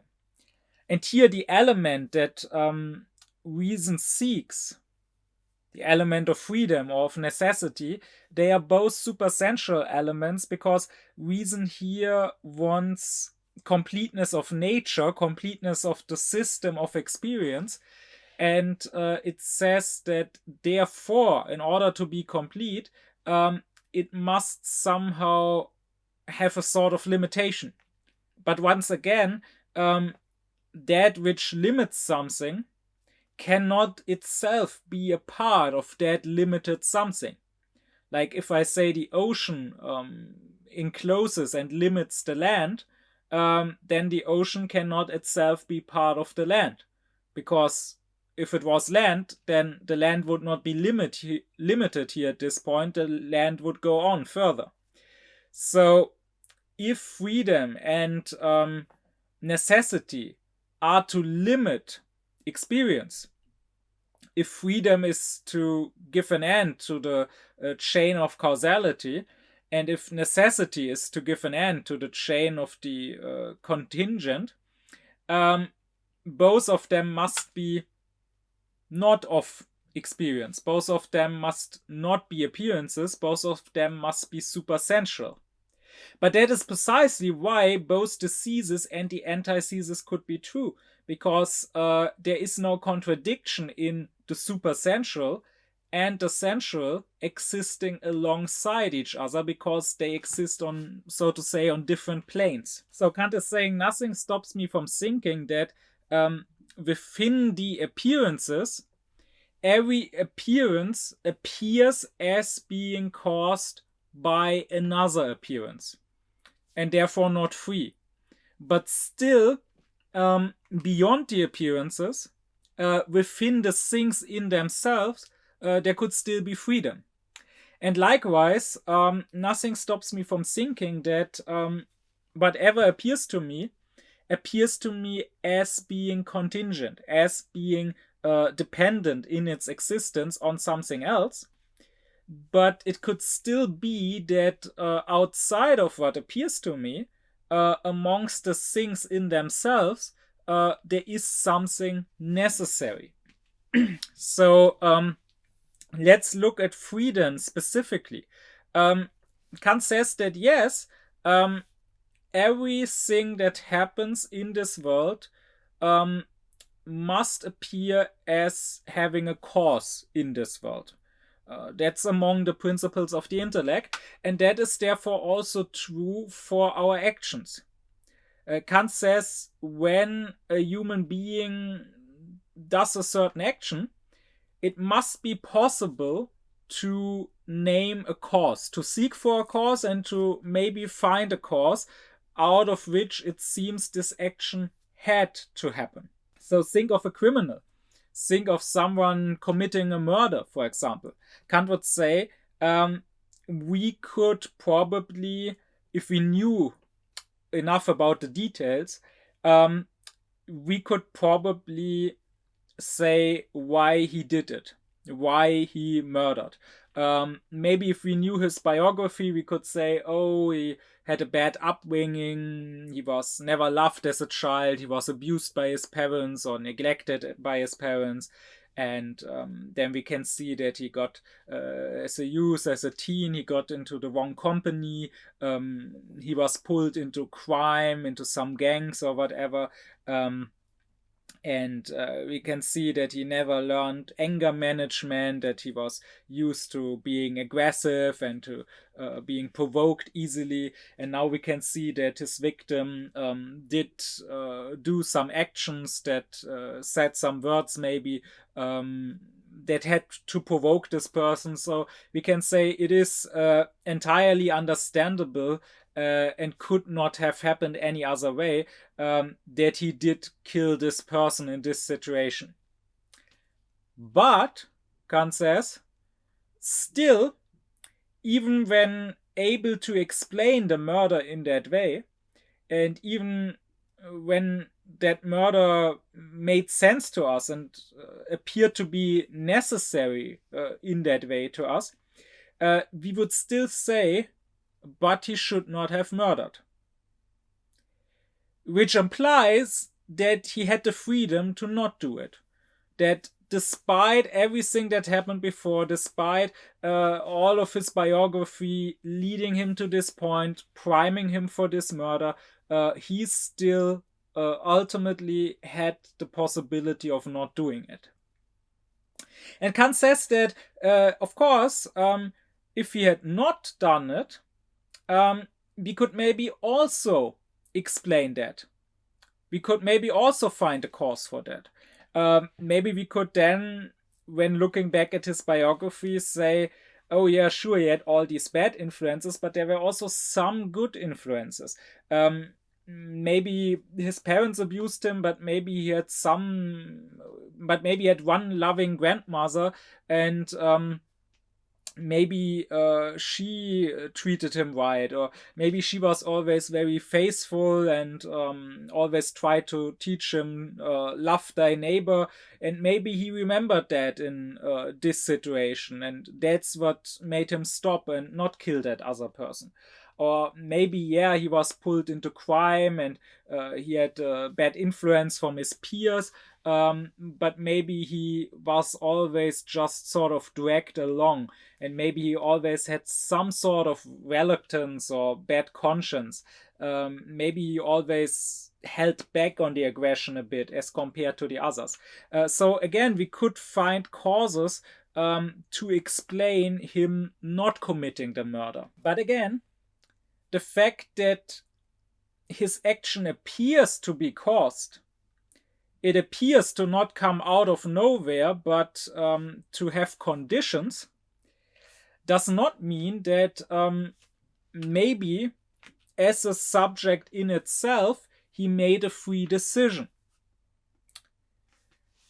And here what Kant is saying is that if you just look at nature, if you look, for example, as a natural scientist, then yes, you can always find a cause, and you should even always try to find a cause. I mean, that is what science is about to Kant. That is what all philosophy is about to Kant. Finding causes, finding the conditions to the conditional that we perceive. So, I mean, if we just said, okay, there's freedom, people can do whatever they want, then a lot of our sciences could be thrown away. Then we could not do psychology. Then we could not do sociology. Sciences like this depend on the belief that human actions do have causes that can be understood, that human actions therefore follow certain rules and laws, that human actions therefore can be predicted. But that is just the scientific view, trying to understand nature, so trying to understand the system of what appears to us. But it does not tell us anything about that which does not appear to us, because it is supersensual. And here you hopefully get a sense of how Kant's philosophy of freedom is much more thorough and much deeper than all the superficial talk you nowadays get about free will, whether people say there is free will or there is no free will. Kant says there's both. Or at least there could be both. We could have free will while also appearing as beings that don't have free will. So really, if Kant could live today, and if Kant could hear about the newest discoveries that we made about the brain, I'm absolutely convinced he would not change his position on freedom one bit, because it really does not add anything new to that. He would not say that what we learned about the brain since his time contradicts freedom. In fact, I think he would be quite interested in that, because Kant was very much interested in natural science.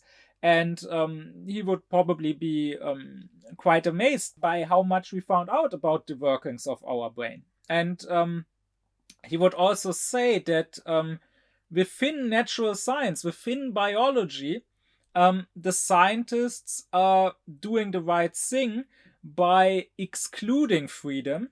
Because, as I said earlier, freedom, just like a miracle, would be putting an end to reason, would be putting an end to inquiry, would be saying, okay, we can stop trying to understand this. It just happened the way it happened, and that's all we can say about it.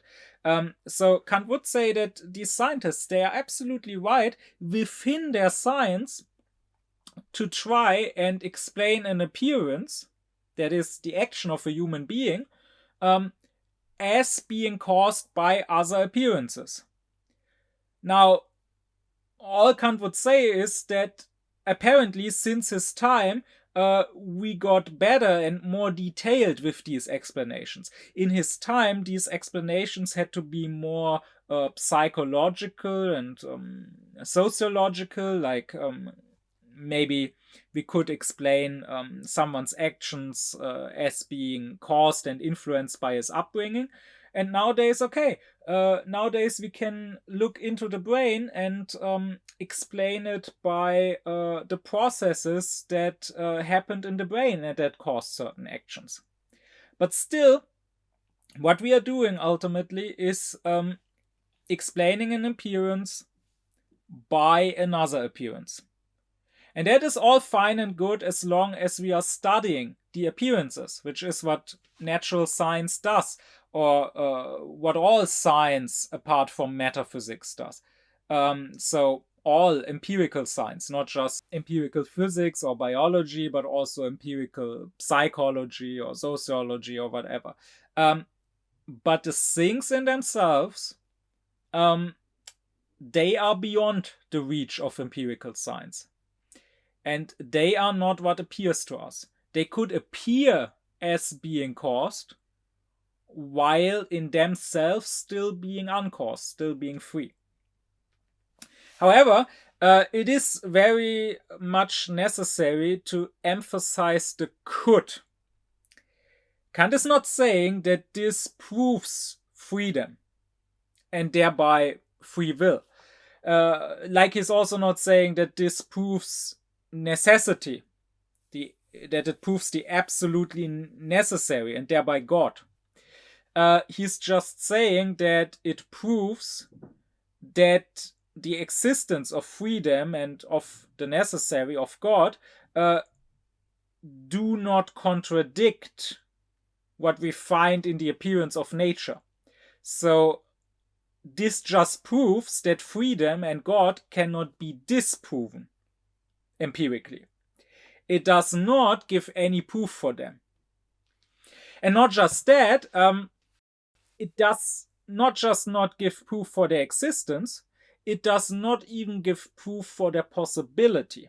This is quite important because you will often hear when someone talks about Kant and about the antinomies, even when some professors talk about it, you will often hear that the result of the antinomies and the solution Kant gives to them is that freedom and God are not proven yet, but at least their possibility is proven. That is, however, wrong. And this is very important to Kant. He stresses that not even their possibility is proven. At most, what is proven is the possibility to think of them without contradiction. But Kant always stresses that just because we can think of something, just because a thought is possible, doesn't mean the object of that thought is possible in reality. We don't know if freedom or if God are possible, or if somehow they contradict themselves. We only know that we can think of them. And that's all. This is important because it means we have no good reason yet to believe. This is important because it means that we have no good reason yet to believe in freedom or in God. because what Kant is showing is that we don't see why the thesis could not be true along with the antithesis.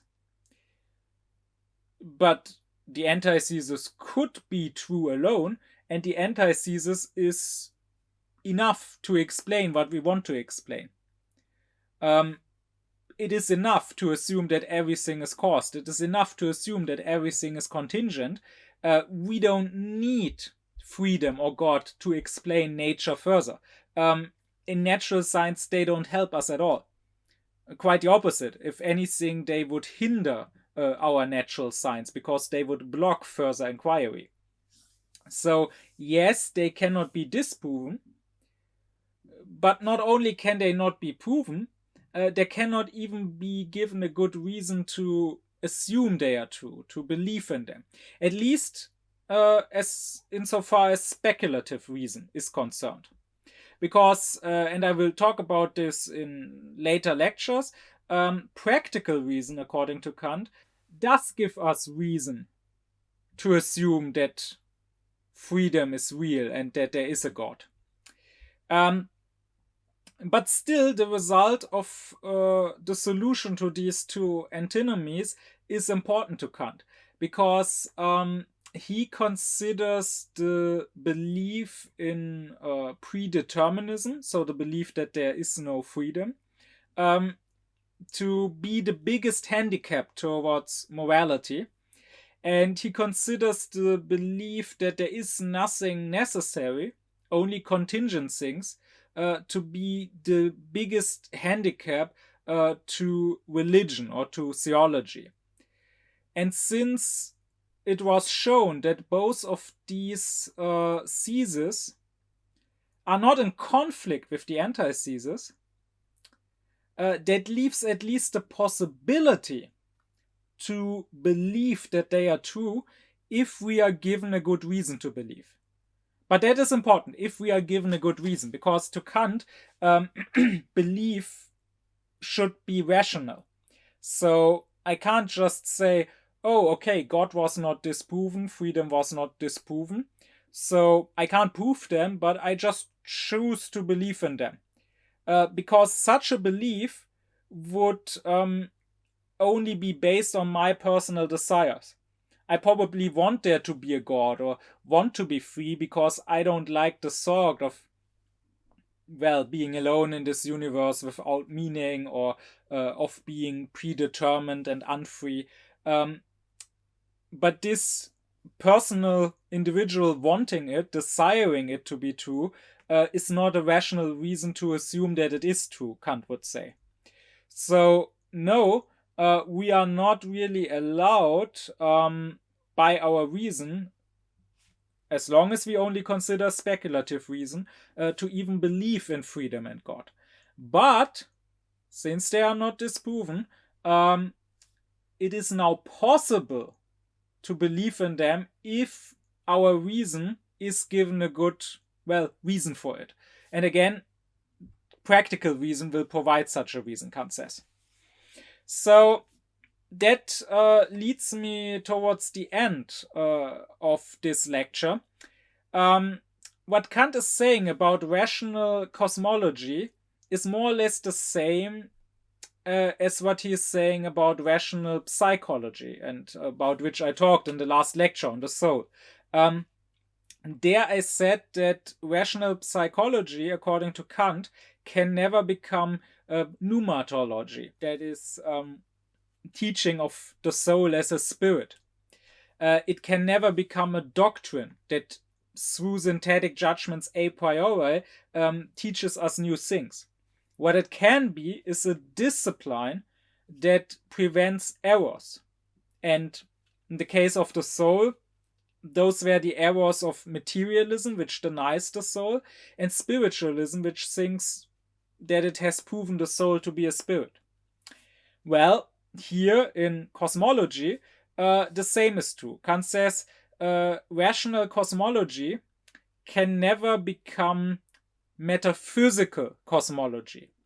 That would be a doctrine. That would be the doctrine of the world in itself. That would be a science, a metaphysical science that through synthetic judgments a priori teaches us about the world in itself. Is the world in itself, does it have an end? Does it have indivisible parts? Does it contain freedom? Does it come from something absolutely necessary? We can't answer these things.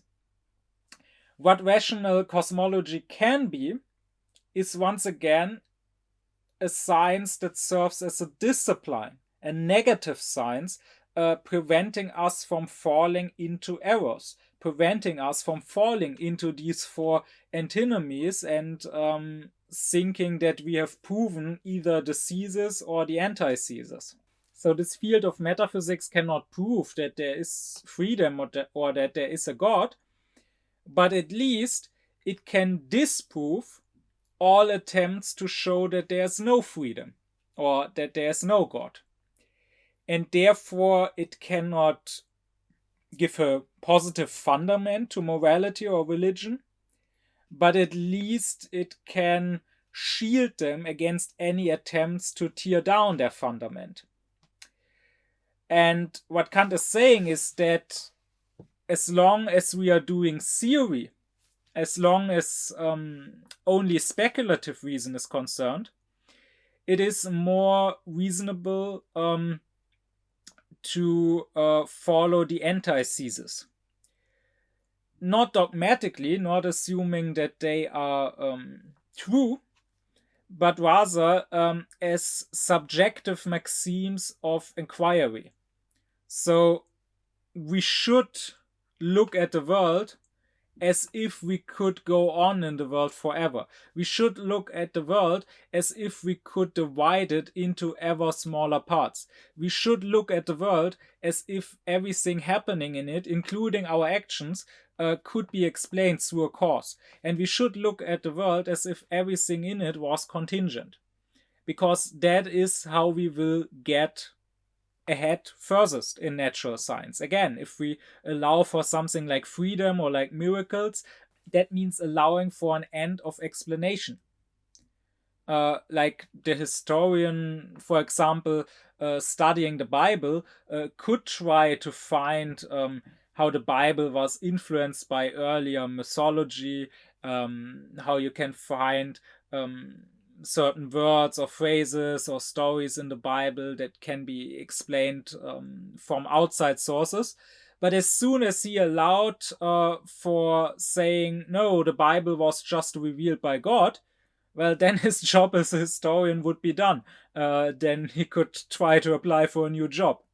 So it is rational, Kant says, in our empirical inquiries and studies to take as our maxims the antithesis, and as scientists to study the world as if the antithesis were true. But that does not prevent us, if there is a practical reason to believe in the thesis, to believe that the theses are true, at least the two dynamical theses. What Kant says the critique of reason does is preventing on one hand the despotism of empiricism, but on the other hand, and at the same time, the nonsense of unlimited philodoxy. Now, Kant in his own day was more concerned with the latter.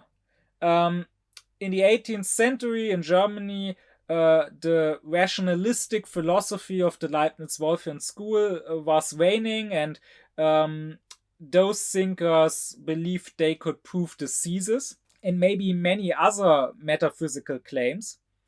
And Kant wanted to put an end to that. He wanted to show, no, this is not philosophy, this is just philodoxy.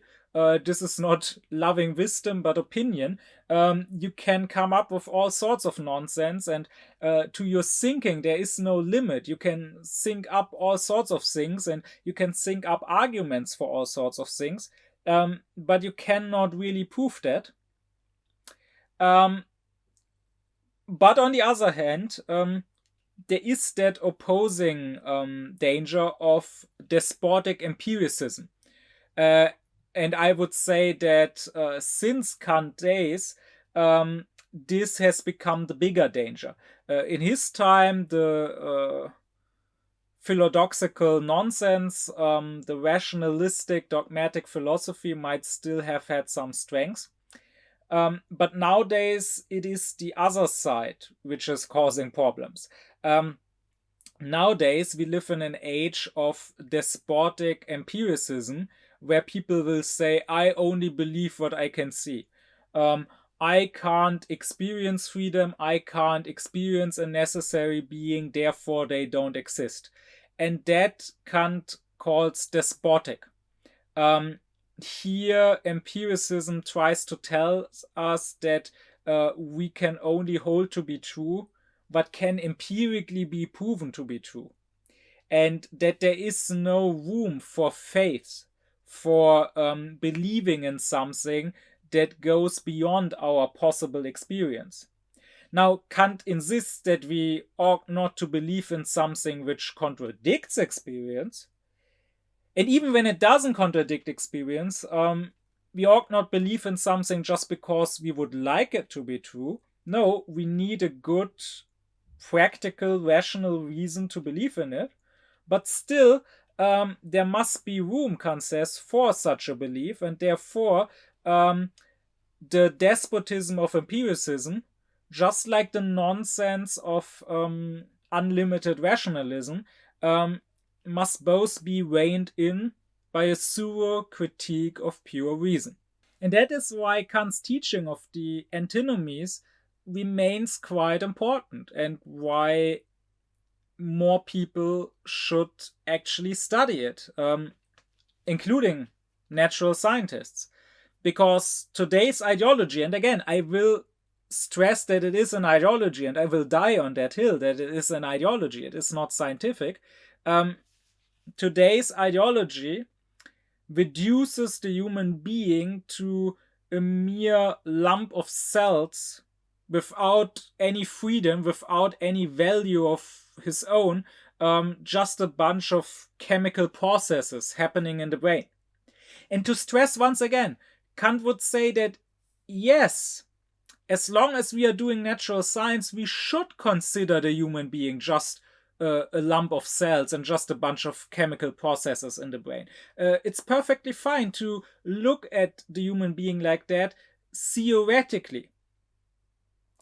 But saying that this is all there is to the human being, and there is only this empirical theoretical view, that is not just theoretically wrong because it cannot be proven, it is morally dangerous and even outrageous. And besides, this is a position that usually disqualifies itself by its sheer arrogance, because these sorts of empiricists who insist that there is only what they can see, and who insist that there is no freedom, even when it cannot possibly empirically be disproven, these sorts of materialists and atheists of the fanatical kind, they are usually quite arrogant in their ignorance, and they usually refuse to even engage with other positions because, and once again, this proves that theirs is an ideology and not a scientific position, because they, so to say, a priori rule out anything that is not empirical as being, well, stupid or unscientific or irrational or whatever. So to conclude, in this too, you can say that the chapters on the antinomy are really the core of the critique of pure reason, because here you can really see what Kant's deal is, what his project is about. What Kant cared for is, on the one hand, natural science. He was quite interested in that, probably caused by his upbringing, by the influence of his mother. I talked about this in the lecture on his life. And I will in later lectures talk about what Kant said about natural science specifically and how he himself engaged in natural science. And on the other hand, he cared about living a life of decency and righteousness. So he cared about morality. And he saw both of those things he cared about being threatened. On the one hand, natural science he saw threatened by the dogmatic, rationalistic metaphysics of his time, because they, with pure reason, independent of all experience, try to venture beyond nature, beyond experience, and to try to find higher truths. And these truths could contradict experience. They could contradict the natural laws. This rationalistic metaphysics, according to Kant, always is in danger of becoming what in German is called Schwärmerei, so enthusiasm or fanaticism. You can end up thinking up all sorts of things about God, about the life after death, and so on, about miracles. And in the end, this will bring an end to natural science. If you allow for such things as miracles, there is no place for natural science explaining things according to natural laws anymore. Or an example I already talked about several times, the Leibniz-Wolffian metaphysicians would question the applicability of mathematics or of geometry to nature. They would say, yes, sure, in geometry you can divide space and therefore any figure or any line in space, and there's no end to the division. But in reality, there are monads, there are atoms. So in reality, there are smallest indivisible parts, which would mean that what is true for geometry is not necessarily true for the world of experience, which would be very, very harmful to natural science if we believed in that. So that is the one danger. Therefore, it is more reasonable in natural science to stick to empiricism, Kant would say, and to not venture beyond experience. But this empiricism comes with its own danger. Just like rationalism can become enthusiasm, empiricism can become skepticism. The empiricist can end up being skeptical against anything supersensual, so against anything that we can't have empirical knowledge of. He can end up denying freedom or denying God simply because he doesn't experience them. Even though he can't find, just like he can't find empirical proof for them, he can't possibly find in experience a way to disprove them. And this skepticism Kant also found dangerous because it may not endanger natural science and our understanding of the workings of nature, but, and this is something that we can very clearly see in our time, it can threaten morality and religion. And you could say that Kant's whole critical project, and therefore these antinomies and their solution really make up the core of it. Kant's whole critical project is about reining in both rationalism and empiricism. It is about preventing both enthusiasm and skepticism. It is about saving both natural science from this enthusiastic nonsense, as well as morality from the skeptical attack on it. Now, with this, I'm at the end of this lecture. I'm not quite at the end of what Kant says in the Critique of Pure Reason and what he says about the dialectic of reason, because there is one last field left, the field of rational theology dealing with the idea of God. And then it is also left for me to talk about the whole dialectic and about what Kant's conclusion to it is. What reason, if it is dialectical like that, what reason can still do for us. This is what I want to address in the next 2 lectures. My deep thanks be to my supporters: Thomas Deuringer, Gernot Klaufen, Benjamin Lehning, Oblomov, Ökobong, Samet Özkilic, Elif Özün, Yasin Özün, Christos Pei, Alexander Reuter, Lisa Rinner, as well as to all others who support me and my aufkläring cause.